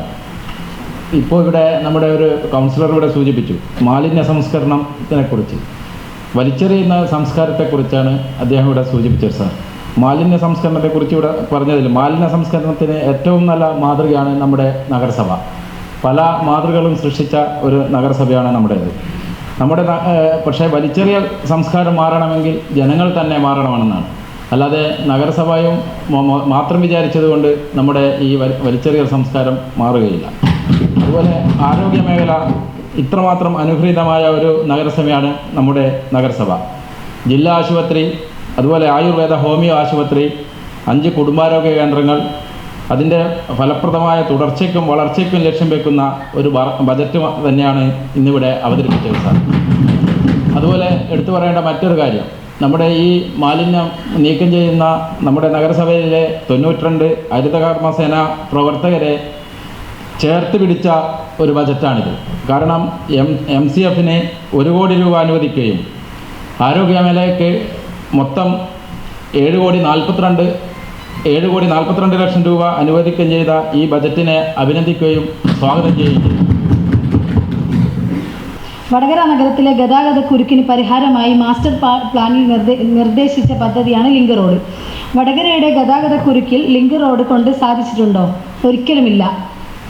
ഏതാണ്ട് 1/2 കിലോമീറ്റർ മാത്രം ദൈർഘ്യം വരുന്ന റോഡിൽ നിറയെ വളവുകളും തിരിവുകളുമാണ്. കക്കയം റോഡിന് സമാനമായി ഹെയർപിൻ വളവുകളാണ് അതിനുള്ളത്. അപകട മരണങ്ങൾക്കും എണ്ണമറ്റ അപകടങ്ങൾക്കും ഇതിനകം തന്നെ ഈ റോഡ് സാക്ഷിയായിട്ടുണ്ട്. ഇവിടെ റോഡിൻ്റെ ഒരു ഭാഗം കച്ചവടക്കാരുടെയും സ്വകാര്യ ബസ്സുകളുടെയും ഇരുവശത്തുമുള്ള അനധികൃത വാഹനങ്ങൾക്കുള്ള പാർക്കിങ്ങിനുമായി കയ്യേറിയിരിക്കുകയാണ്. ഇവിടെ ഗതാഗതക്കുരുക്ക് വർദ്ധിക്കുന്നതിന് മാത്രമേ ഈ ഒരു പ്രവൃത്തി കൊണ്ട് കാരണമാകുന്നുള്ളൂ.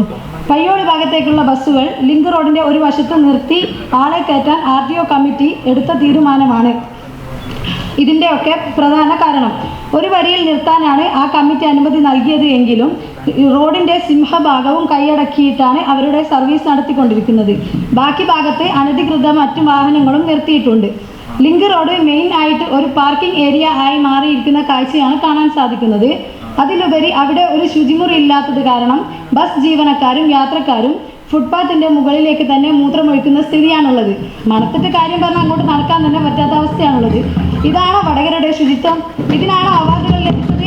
പോലീസോ ഹോംഗാർഡ് സേവനമോ ഇവിടെ ഇല്ല. കുരുക്ക് രൂക്ഷമായാൽ മാത്രം, അതും ട്രാഫിക്കിനെ ആരെങ്കിലും അറിയിച്ചാൽ മാത്രം ട്രാഫിക്കിലെ ഉദ്യോഗസ്ഥർ അവിടെ എത്തുന്നുള്ളൂ. റോഡിൽ പാർക്ക് ചെയ്യുന്ന ബസ്സുകളെ പഴയ സ്റ്റാൻഡിലേക്ക് തിരിച്ചു കൊണ്ടുപോകാൻ നഗരസഭയോ പോലീസോ മോട്ടോർ വാഹന വകുപ്പോ തയ്യാറാകുന്നില്ല എന്നതാണ് വാസ്തവം. കഴിഞ്ഞ ബജറ്റിൻ്റെ സമയത്ത് ഒരു സൈക്കിൾ സവാരി പ്രോത്സാഹിപ്പിക്കുക എന്ന ലക്ഷ്യത്തിൽ ഓഫർ ചെയ്ത് സൈക്കിളുകൾ ഇറക്കിയിരുന്നു. എന്നാൽ അതുപോലും നേരാവണ്ണം ഓടിക്കാൻ കഴിയാത്ത റോഡായി ലിങ്ക് റോഡ് മാറിയിരിക്കുന്നു. സാധാരണക്കാർ ലിങ്ക് റോഡ് എന്ന പേര് മാറ്റി പാമ്പൻ പാലം എന്ന പേരിലാണ് ഇപ്പോൾ അത് അറിയപ്പെടുന്നത്. വടകര പഴയ പ്രതാപത്തിലേക്ക് തിരിച്ചു വരാനും ഗതാഗതക്കുരുക്ക് ഒഴിവാക്കാനും ബസ് സ്റ്റാൻഡിൽ നവീകരണം നടത്തിക്കൊണ്ട് തന്നെ ലിങ്ക് റോഡ് പാർക്ക് ചെയ്യുന്ന ബസ്സുകളെ പഴയ ബസ് സ്റ്റാൻഡിലേക്ക് തന്നെ മാറ്റേണ്ടതാണ്. തൊട്ടടുത്ത നഗരസഭയായ കൊയിലാണ്ടി നഗരസഭയിലൊക്കെ ഉള്ളതുപോലെ വഴിയോര കച്ചവടക്കാരെ ചേർത്ത് പിടിക്കാനും ഗതാഗതക്കുരുക്ക് ഒഴിവാക്കാനും ലിങ്ക് റോഡിനെ നമുക്ക് ഉപയോഗപ്പെടുത്താം എന്നുള്ളതാണ് വസ്തുത. എന്നാൽ അതിന് നഗരസഭ തയ്യാറാകുന്നുമില്ല. വികസനത്തിൻ്റെ തുടർച്ചയായി നമ്മുടെ ബഹുമാനപ്പെട്ട ഡെപ്യൂട്ടി ചെയർപേഴ്സൺ അവതരിപ്പിച്ച ബജറ്റിനെ വിശേഷിപ്പിക്കാൻ വാക്കുകൾ ഇനിയുണ്ട്. സമയക്കുറവുകൊണ്ട് നീട്ടുന്നില്ല. പശ്ചാത്തല വികസനത്തിൻ്റെ സൗകര്യ വികസനത്തിൻ്റെ കാര്യത്തിൽ ഏറെ മുമ്പോട്ട് പോയ നഗരസഭയാണെങ്കിലും ദേശീയപാതയുടെ പ്രശ്നം കാരണം ഒരുപാട് ബുദ്ധിമുട്ടുകൾ നമ്മൾ അനുഭവിക്കുന്നുണ്ട് എന്നറിയാം. എന്നാൽ 48 വാർഡുകൾക്കും ഒരുപോലെ എല്ലാ റോഡുകൾക്കും മെയിൻ്റനൻസ് ചെയ്യാൻ വേണ്ടി 5,03,13,000 രൂപ അനുവദിച്ച ഈ ഒരു ബജറ്റ് സർവാത്മന സ്വാഗതം ചെയ്യുകയാണ്. ഒപ്പം എല്ലാ വാർഡുകളിലും ഒരു പുതിയ റോഡ് എന്ന ഒരാശയം കൂടെ ഇതിൽ ഉൾച്ചേർത്തിരിക്കുകയാണ്. നമുക്കറിയാം, ഏറ്റവും പ്രധാനപ്പെട്ട 3 കാര്യങ്ങളാണ് ഒരു നഗരസഭ അഡ്രസ്സ് ചെയ്യേണ്ടത്. അതിൽ പ്രധാനപ്പെട്ടത് റോഡുകളാണ്. ഏറ്റവും പ്രധാനപ്പെട്ടത് കുടിവെള്ളമാണ്. നമുക്കറിയാം, ഈ കൗൺസിൽ തുടങ്ങിയ അന്ന് തൊട്ട്, അല്ലെങ്കിൽ ഏറ്റവും പ്രാധാന്യത്തോടുകൂടി ചെയർപേഴ്സണും നമ്മുടെ രാഷ്ട്രീയ ഭേദമന്യേ നമ്മൾ കുടിവെള്ളം കൊണ്ടെത്തിക്കാൻ വേണ്ടി ചെയ്ത പ്രവർത്തനങ്ങൾ നമ്മൾക്കറിയാം. ഇനിയും അത്തരത്തിലുള്ള പ്രവർത്തനങ്ങൾക്ക് ഏറ്റവും പ്രാധാന്യം കൊടുത്തിരിക്കുന്നു എന്നുള്ളത് ഏറെ സ്വാഗതാർഹമാണ്. മറ്റൊന്നാണ് വെളിച്ചം.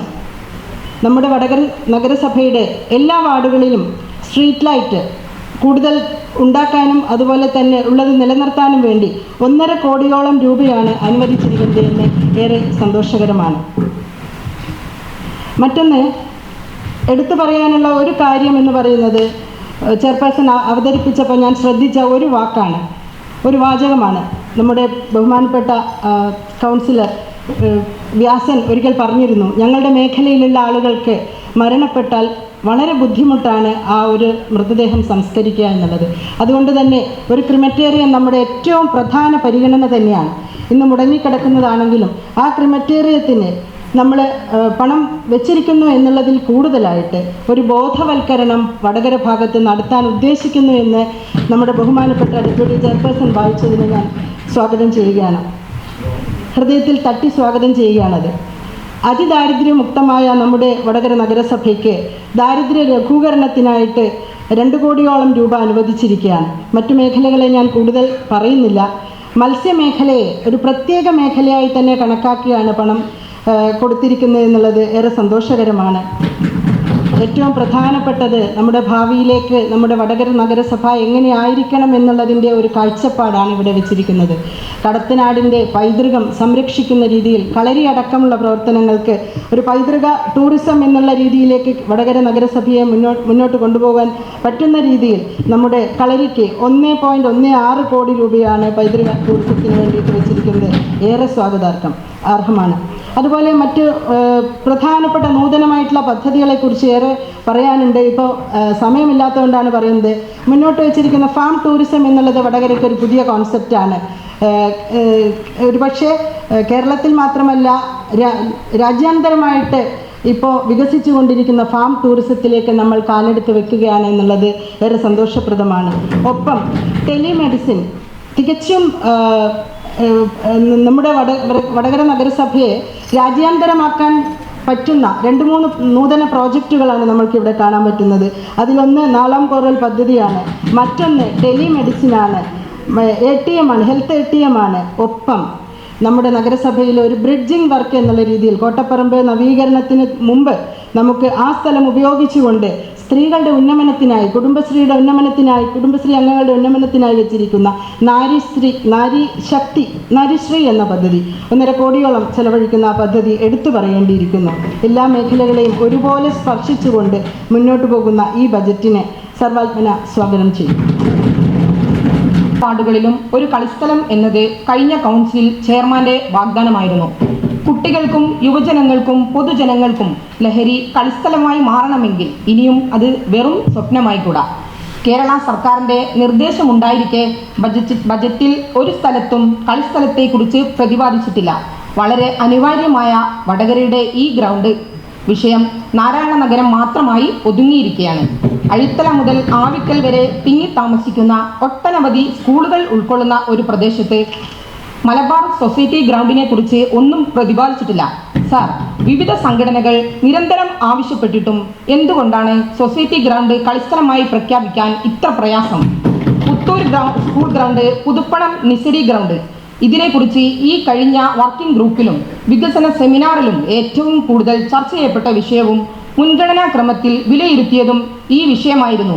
എന്നിട്ട് പോലും വടകര നഗരസഭയിലുള്ള യുവാക്കൾക്കും കുട്ടികൾക്കും ഒരു പരിഗണനയും നൽകാതെ ഒരു ബഡ്ജറ്റായിട്ടാണ് ഇതിനെ കാണാൻ കഴിയുക. സർ, ഇനിയും എത്ര കാലം ഞങ്ങൾ ഇതിനു വേണ്ടി കാത്തിരിക്കേണ്ടി വരും? ഈ മുറവിളികൾ എന്നവസാനിക്കും? വെറും കടലാസിൽ അച്ചടിച്ച് അവതരിപ്പിക്കുന്ന ഒരു ബഡ്ജറ്റായി മാറാതെ വെറും പ്രഹസനമായി തീർന്ന ഈ ബഡ്ജറ്റ് പുനഃപരിശോധിക്കണമെന്ന് വിധേയമായി അറിയിക്കുന്നു. 2026-27 ബഡ്ജറ്റ് എന്തുകൊണ്ടും സർവതല സ്പർശിയായ ഒരു ബഡ്ജറ്റായിട്ടാണ് ഞാൻ കാണുന്നത്.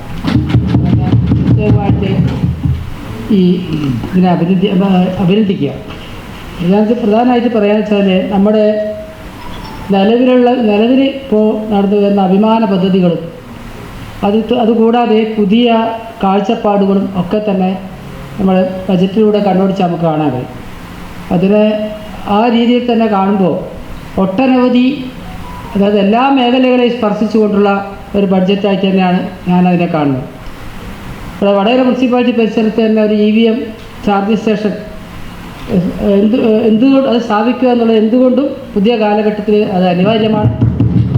നമ്മളെ അന്തരീക്ഷ മലിനീകരണത്തിനെതിരായി നമ്മളെപ്പോഴും സംസാരിക്കുന്ന ഒരു മുനിസിപ്പാലിറ്റി എന്നുള്ള രീതിയിൽ തന്നെ നമുക്ക് ഈ നെറ്റ് സീറോ കാർബൺ പദ്ധതിയായി മുന്നോട്ട് പോകുന്ന മുനിസിപ്പാലിറ്റി എന്നതിന് ഇതിൻ്റെ പ്രാധാന്യം നമുക്ക് കൂടുതൽ വർദ്ധിപ്പിക്കുക.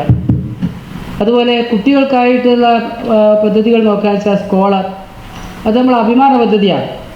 അതിൽ 6 ലക്ഷമാണ് വകയിരുത്തിയിരിക്കുന്നത്. നമ്മൾ സ്കൂൾ കുട്ടികളുടെ പ്രത്യേക രീതിയിൽ കാണുന്നു എന്നുള്ള രീതി പ്രത്യേകത തന്നെ അതിനുണ്ട്. അതുപോലെ വിദ്യാർത്ഥികൾക്കുള്ള നീന്തൽ പരിശീലനം അത് തുടരുകയാണ്. അതിന് വേണ്ടി 1 ലക്ഷം തന്നെ രൂപ തന്നെ നീക്കി വെച്ചിരിക്കുക. ഇപ്പോൾ നമുക്ക് സ്വന്തമായിട്ടൊരു കുളം മുനിസിപ്പാലിറ്റിയുടെ വകയുണ്ട്. അതുകൊണ്ട് അത് സംരക്ഷിക്കുകയും അതോടൊപ്പം തന്നെ പരിശീലനം വ്യാപിപ്പിക്കുകയും ചെയ്യുക എന്നുള്ള ലക്ഷ്യം നമുക്ക് എന്തുകൊണ്ടും ഈ വടകര മുനിസിപ്പാലിറ്റിക്ക് ഒരു അഭിമാനിക്കാൻ വക നൽകുകയാണ്. അതുപോലെ നേരത്തെ സാന്ത്വനിച്ച് പറഞ്ഞ പോലെ കളരി മഹോത്സവം എന്ന് പറയുന്നത് ഉത്സവം മാത്രമല്ല, വടകരയിലുള്ള നാടൻ നമ്മുടെ പാരമ്പര്യ ആയോധന കലകളെ പ്രോത്സാഹിപ്പിക്കുന്ന ഒരു പദ്ധതിയും കൂടിയാണ്. അപ്പോൾ ആ പാരമ്പര്യ ആയോധന കലകളെ പ്രോത്സാഹിപ്പിക്കുമ്പോൾ യുവാക്കളും ചെറിയ കുട്ടികളടക്കം അതിനെ പ്രയോജനപ്പെടുത്തുന്നു എന്നുള്ളത് തന്നെ നമ്മുടെ ആരോഗ്യശീലത്തെ മെച്ചപ്പെടുത്താൻ ഉതകുന്ന നല്ലൊരു തലമുറയെ വാർത്തെടുക്കാൻ കഴിയുന്ന ഒരു പരിപാടിയായി അത് മാറുന്നു എന്നുള്ളതും നമുക്ക് അഭിമാനിക്കാം. അതേപോലെ തന്നെയാണ് നമ്മുടെ ആർച്ച വിദ്യാർത്ഥിനി കളരി പരിശീലനം. ഹൈസ്കൂളുകളിലുള്ള പെൺകുട്ടികൾക്കുള്ള കളരി വിദ്യാർത്ഥിനി കളരി പരിശീലനത്തിന് ഈ പ്രാവശ്യം 2 ലക്ഷം രൂപ നീക്കിവെച്ചു എന്നുള്ളതും നമുക്ക് ഏറെ അഭിമാനിക്കാവുന്നതാണ്. അതേപോലെ തന്നെ എക്കോസെൻസ് ഹരിതസേന സ്കോളർഷിപ്പ് നമ്മൾ ഇപ്പം എന്താ പറയുക ഹരിതസേന നമുക്കറിയാം നമ്മുടെ സ്കൂളുകളിലുള്ള ഈ കുട്ടികളിൽ അവരെ വിജ്ഞാനം ശരിക്കും വെറും പാഠപദ്ധതി മാത്രം ഒതുക്കാതെ അതായത് മാലിന്യങ്ങൾക്കെതിരായിട്ടുള്ള മാലിന്യത്തിൻ്റെ വിപത്തിനെ മനസ്സിലാക്കാൻ ഉതകുന്ന രീതിയിലുള്ള ഒരു സ്കോളർഷിപ്പ് പദ്ധതി, അതിന് ഉതകുന്ന ഒരു സ്കോളർഷിപ്പ് പദ്ധതിയാണത്. അത് എക്കോസെൻസ് ഹരിതസേന രൂപീകരിച്ചുകൊണ്ട് തന്നെ അതിൻ്റെ പദ്ധതിയായിട്ട് ഇങ്ങനെ പോവുകയാണ്. അതിൽ 1.5 ലക്ഷം രൂപ ചെലവഴിക്കുകയും ഈ പ്രാവശ്യം അത് നല്ല രീതിയിൽ നടത്തുകയും ചെയ്തിട്ടുണ്ട്. അത് തുടർന്നും അതിനെ പ്രോത്സാഹിപ്പിക്കുന്നു എന്നുള്ളത് നമുക്ക് വളരെയധികം സന്തോഷം നൽകുന്നതാണ്. പിന്നെ അതുപോലെ തന്നെയാണ് നമുക്ക് കുട്ടികളിൽ ശാസ്ത്രബോധമുണ്ടാക്കുക എന്നുള്ള രീതിയിൽ നമ്മുടെ മുനിസിപ്പാലിറ്റിയിൽ മറ്റൊന്നും കാണാത്ത രീതിയിൽ മുനിസിപ്പാലിറ്റി നമുക്കറിയാം സംസ്കൃത ഹയർ സെക്കൻഡറി സ്ഥാപിച്ച വാഹന നിരീക്ഷണ കേന്ദ്രം, അതിൻ്റെ പ്രവർത്തനം വളരെ ഭംഗിയായി നടക്കുകയാണ്. അതിൻ്റെ ഭാഗമായി വിവിധ സ്കൂളുകളിലെ കുട്ടികൾക്ക് ശാസ്ത്രബോധം വളർത്താനും വാഹന നിരീക്ഷണം അടക്കമുള്ള ക്ലാസുകൾ നൽകാനൊക്കെ കഴിയുന്ന ആ നിരീക്ഷണ കേന്ദ്രത്തിനും 1 ലക്ഷം ഇപ്രാവശ്യം വകയിരുത്തി എന്നതും നമുക്ക് വളരെ സന്തോഷം നൽകുന്ന ഒരു കാര്യമാണ്. പിന്നെ ദിശ എന്ന് പറയുന്ന വിദ്യാർത്ഥികളുടെ പരിശീലനം അത് വീണ്ടും തുടർന്ന് നടക്കാൻ വേണ്ട നല്ല ഭംഗിയായി നടത്താൻ വേണ്ടിയിട്ടുള്ള, അതായത് കായിക രംഗത്ത് വോളിബോൾ, ഫുട്ബോൾ, അത്ലറ്റിക്സ്, ബാസ്കറ്റ്ബോൾ രംഗങ്ങളിൽ കുട്ടികളുടെ മികവിനെ ഉയർത്താൻ വേണ്ടിയിട്ടുള്ള പദ്ധതിയും അതിന് 2 ലക്ഷം വകയിരുത്തി എന്നുള്ളതും വളരെ അധികം സന്തോഷം നൽകുന്നു. അവർ കേരളോത്സവത്തെ ഇനിയും മെച്ചപ്പെടുത്തേണ്ടതാണെങ്കിലും അതിനും ആ കാഴ്ചപ്പാടുകളും നമുക്ക് ഈ ബഡ്ജറ്റിൽ വന്നിട്ടുണ്ട്. 2 ലക്ഷത്തോളം രൂപ അതിലേക്ക് വന്നിട്ടുണ്ട്. വേറൊരു സന്തോഷം നൽകുന്ന ഒരു സംഗതി വെച്ചാൽ വടകരയുടെ ചരിത്ര മ്യൂസിയം 5 വർഷത്തിനുള്ളത് യാഥാർത്ഥ്യമാക്കണം എന്നുള്ള കാഴ്ചപ്പാട് അതിൽ സൂചിപ്പിച്ചിട്ടുണ്ട്. അപ്പോൾ യഥാർത്ഥത്തിൽ വടകരയ്ക്കൊരു ചരിത്ര മ്യൂസിയം പണ്ടേ ഞങ്ങൾ ആവശ്യപ്പെടുന്നതാണ്. പക്ഷേ അത് എവിടെയായില്ല. അതെന്തായാലും ഒരു കാഴ്ചപ്പാടോടുകൂടി തന്നെ ഈ ബഡ്ജറ്റിൽ ഉൾക്കൊള്ളിച്ചിട്ടുണ്ട് എന്ന് പറയുമ്പോൾ അത് വളരെ അധികം ശ്ലാഘനീയമാണ്.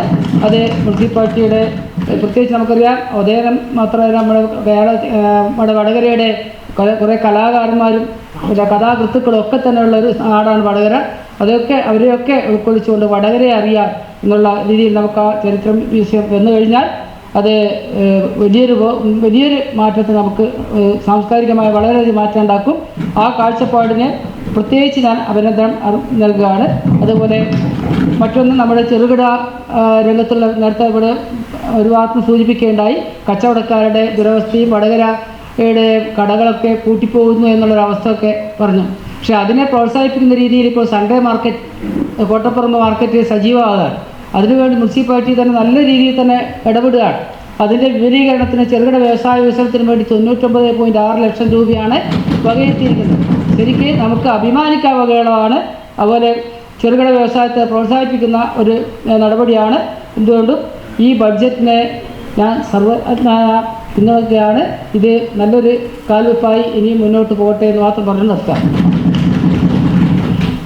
Family wedding centre.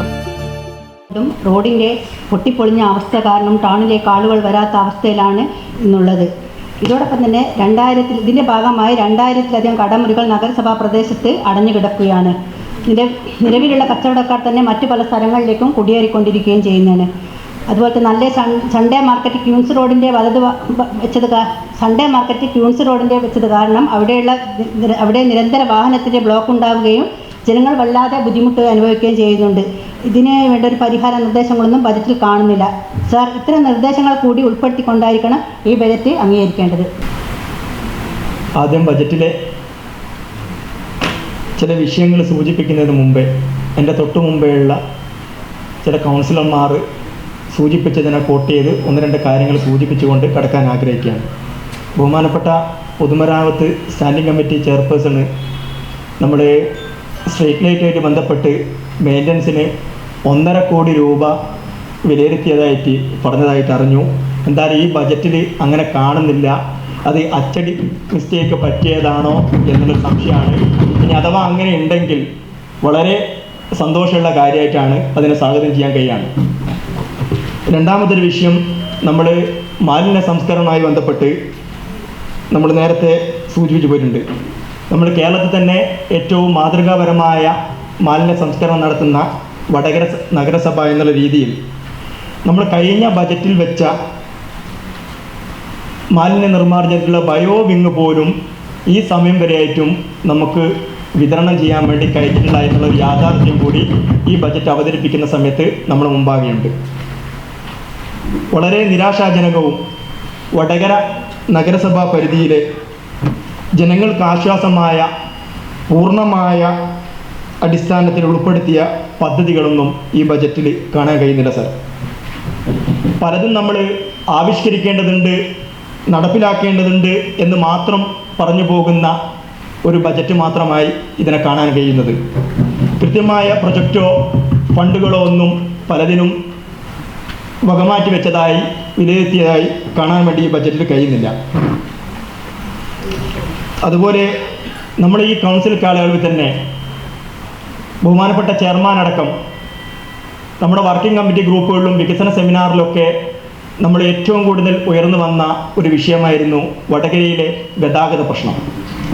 ആ ഗതാഗത പ്രശ്നത്തിന് വളരെ ഇമ്പോർട്ടൻ്റ് കൊടുത്തുകൊണ്ട് അതിന് ഏറെക്കുറെ പരിഹാരം കാണാൻ പറ്റുന്ന രീതിയിൽ ഒരു മൾട്ടി പാർക്കിംഗ് സംവിധാനം ഒരു വലിയ പ്രൊജക്റ്റായി പദ്ധതിയായി ആവിഷ്കരിച്ച് ഈ കൗൺസിൽ കാലയളവിൽ നടപ്പിലാക്കും എന്ന് ഉറപ്പ് തന്ന് അത് വാക്കാൽ മാത്രമുള്ള ഉറപ്പായി മാത്രം കാണുകയും നമ്മുടെ ഈ ബജറ്റിൽ അത്തരം കാര്യങ്ങളൊന്നും ഉൾപ്പെട്ടതായിട്ട് കാണുന്നില്ല.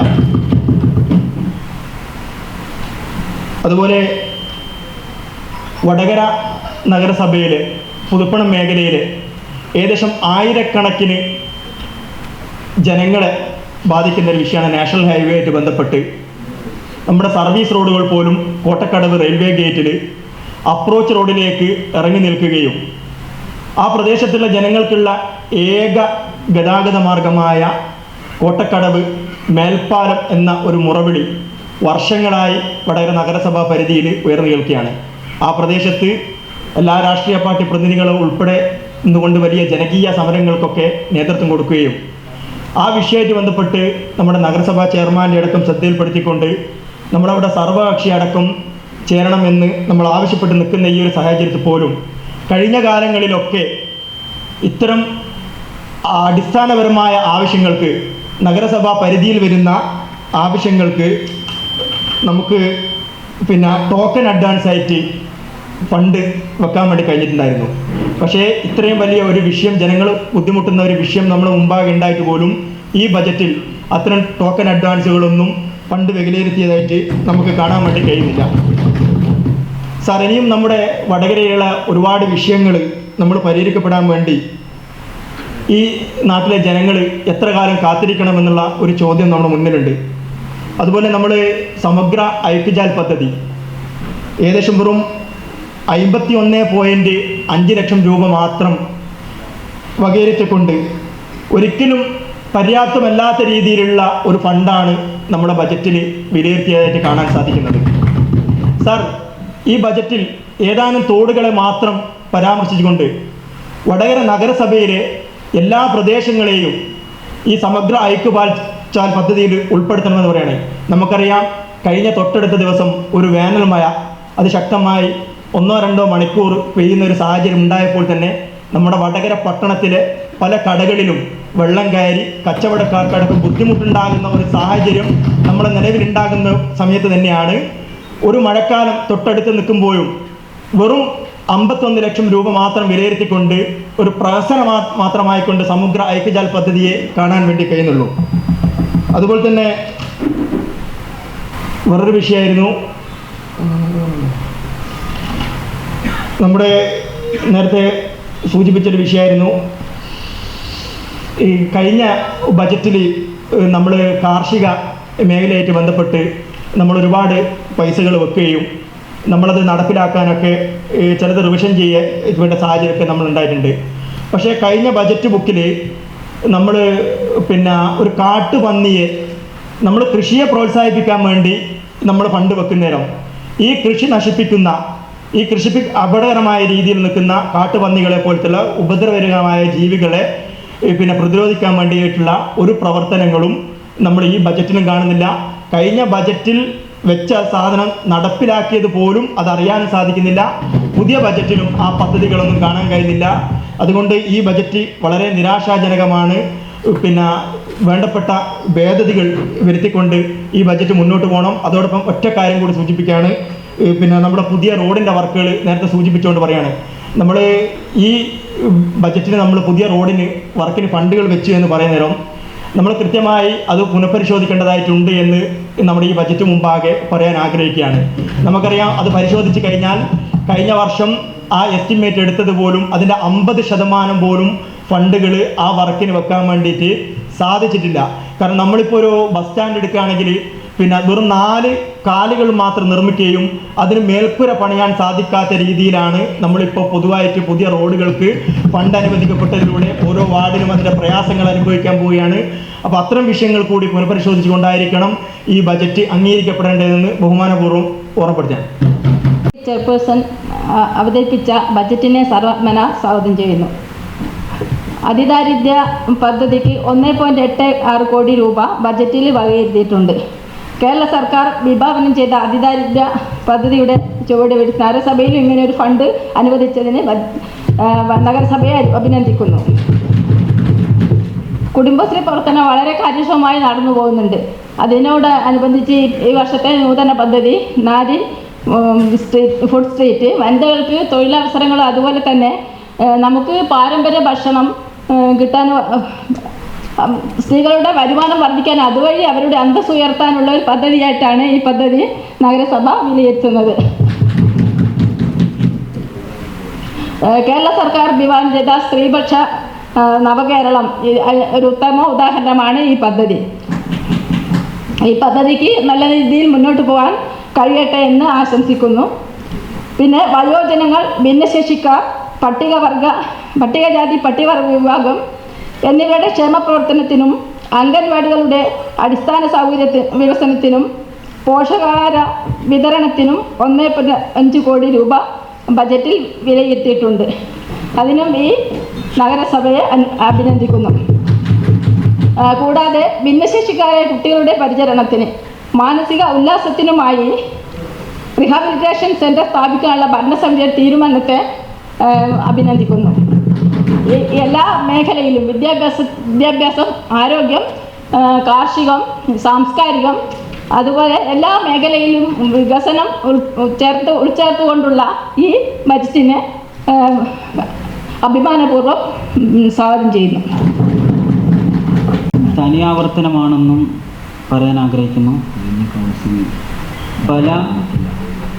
വിവിധ മേഖലകളിൽ വലിയ തോതിലുള്ള ഫണ്ട് വിലയിരുത്തുമ്പോൾ മത്സ്യമേഖലയിൽ, അതും വടകര നഗരസഭയിലെ 10ഓളം വാർഡുകളിൽ 10,000-കണക്കിന് മത്സ്യത്തൊഴിലാളികൾ താമസിക്കുന്ന വടകര നഗരത്തിൽ വെറും 31.95 ലക്ഷം രൂപ മാത്രമാണ് വകയിരുത്തിയിട്ടുള്ളത്.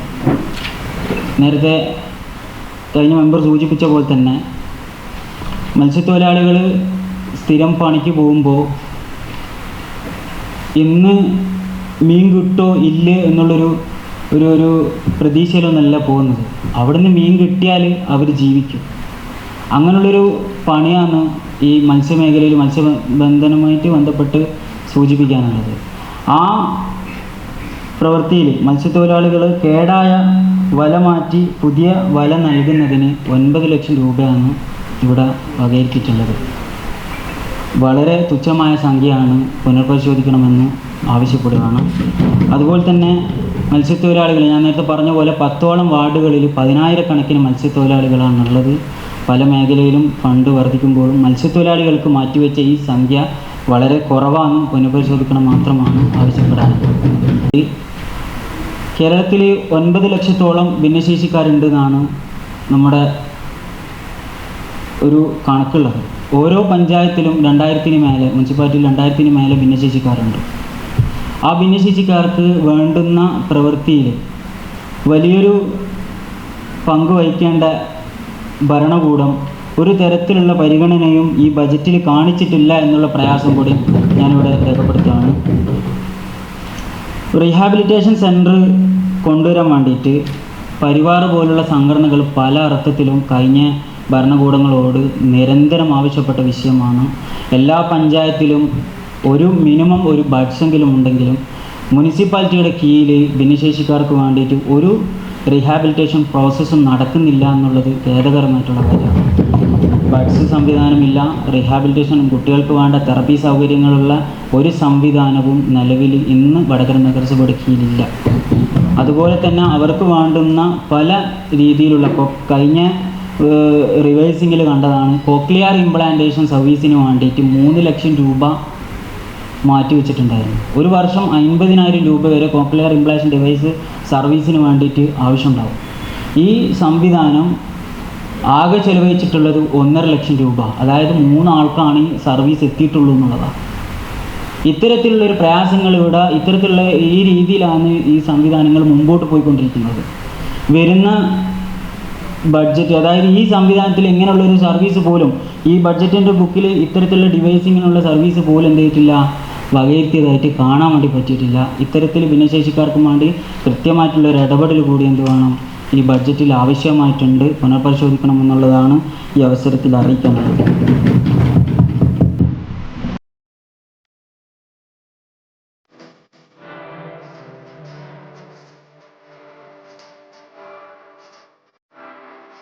അവതരിപ്പിച്ച ബജറ്റ് തീർത്തും അപര്യാപ്തമാണ്. ഇന്നത്തെ ബജറ്റിൽ അവതരിപ്പിച്ച അമൃത് പദ്ധതി ഇതുവരെ പൂർത്തീകരിക്കാൻ വടകര നഗരസഭയ്ക്ക് കഴിഞ്ഞിട്ടില്ല. കേന്ദ്ര സർക്കാർ 60% ഫണ്ട് കൊടുത്തിട്ടും കേരളം വീതം 40% ഉപയോഗപ്പെടുത്താൻ ഇതുവരെ കഴിയാത്ത സാഹചര്യത്തിൽ ഈ പദ്ധതി പൂർത്തീകരിക്കാൻ കഴിയാതെ പോകുന്നു.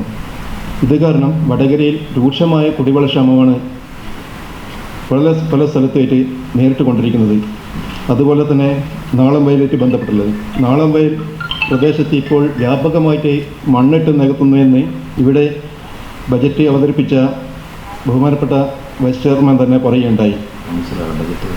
ബജറ്റിൽ ഉന്നയിച്ച ഈ മണ്ണിട്ട് നികത്തൽ അത് വടകര നഗരസഭയുടെ ഒരു പോരായ്മ തന്നെയാണ്. കാരണം വടകര സഭയുടെ ഈ പോരായ്മ അത് പുനഃപരിശോധിക്കേണ്ടതാണ്. മണ്ണിട്ട് നികത്തിയിട്ടുണ്ടെങ്കിൽ അത് പരിശോധിച്ച് അതിനുവേണ്ട നടപടികൾ കൂടി വടകര നഗരസഭയുടെ ഭാഗത്തുനിന്ന് ഉണ്ടാവണം. ഇന്നത്തെ ഈ ബജറ്റ് തീർത്തും അപര്യാപ്തമാണ്. ഈ ബജറ്റ് ഭേദഗതിയോട് കൂടി അംഗീകരിക്കാവുന്നതാണ്.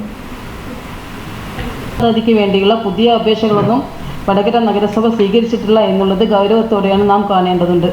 ദാരിദ്ര്യമുക്ത നഗരസഭ, അതിദരിദ്രമുക്ത നഗരസഭ എന്ന പ്രഖ്യാപനം നടത്തിയെങ്കിലും നഗരസഭയിലെ ജനങ്ങൾ നാൾക്കുനാൾ ദാരിദ്ര്യത്തിലേക്ക് കൂപ്പുകുത്തുകയും കൂടുതൽ ദരിദ്രരാകുകയും അതിദാരിദ്ര്യത്തിലേക്ക് പോവുകയും ചെയ്യുന്നത് നാട്ടിലാകെ നിത്യക്കാഴ്ചയാണ് എന്നുള്ളത് തമാശയല്ല. അതേപോലെ അതിദരിദ്രർക്ക് കൊടുക്കുന്ന ഭക്ഷ്യക്കിറ്റുകൾ കൃത്യമായി കൊടുക്കാൻ പോലും നഗരസഭയ്ക്ക് കഴിയുന്നില്ല എന്നത് വളരെയേറെ പ്രയാസമുണ്ട്. താഴെയങ്ങാടിയിലെ കുടുംബാരോഗ്യ കേന്ദ്രത്തിൻ്റെ കെട്ടിടം തകർച്ചയുടെ വക്കിലാണ്.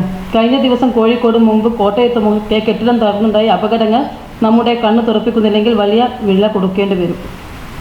ഈ വർഷത്തെ ബജറ്റ്, കഴിഞ്ഞ വർഷത്തെ ബജറ്റ് രണ്ടും തമ്മിൽ ബജറ്റിൻ്റെ കളറിൽ വ്യത്യാസമുണ്ട്.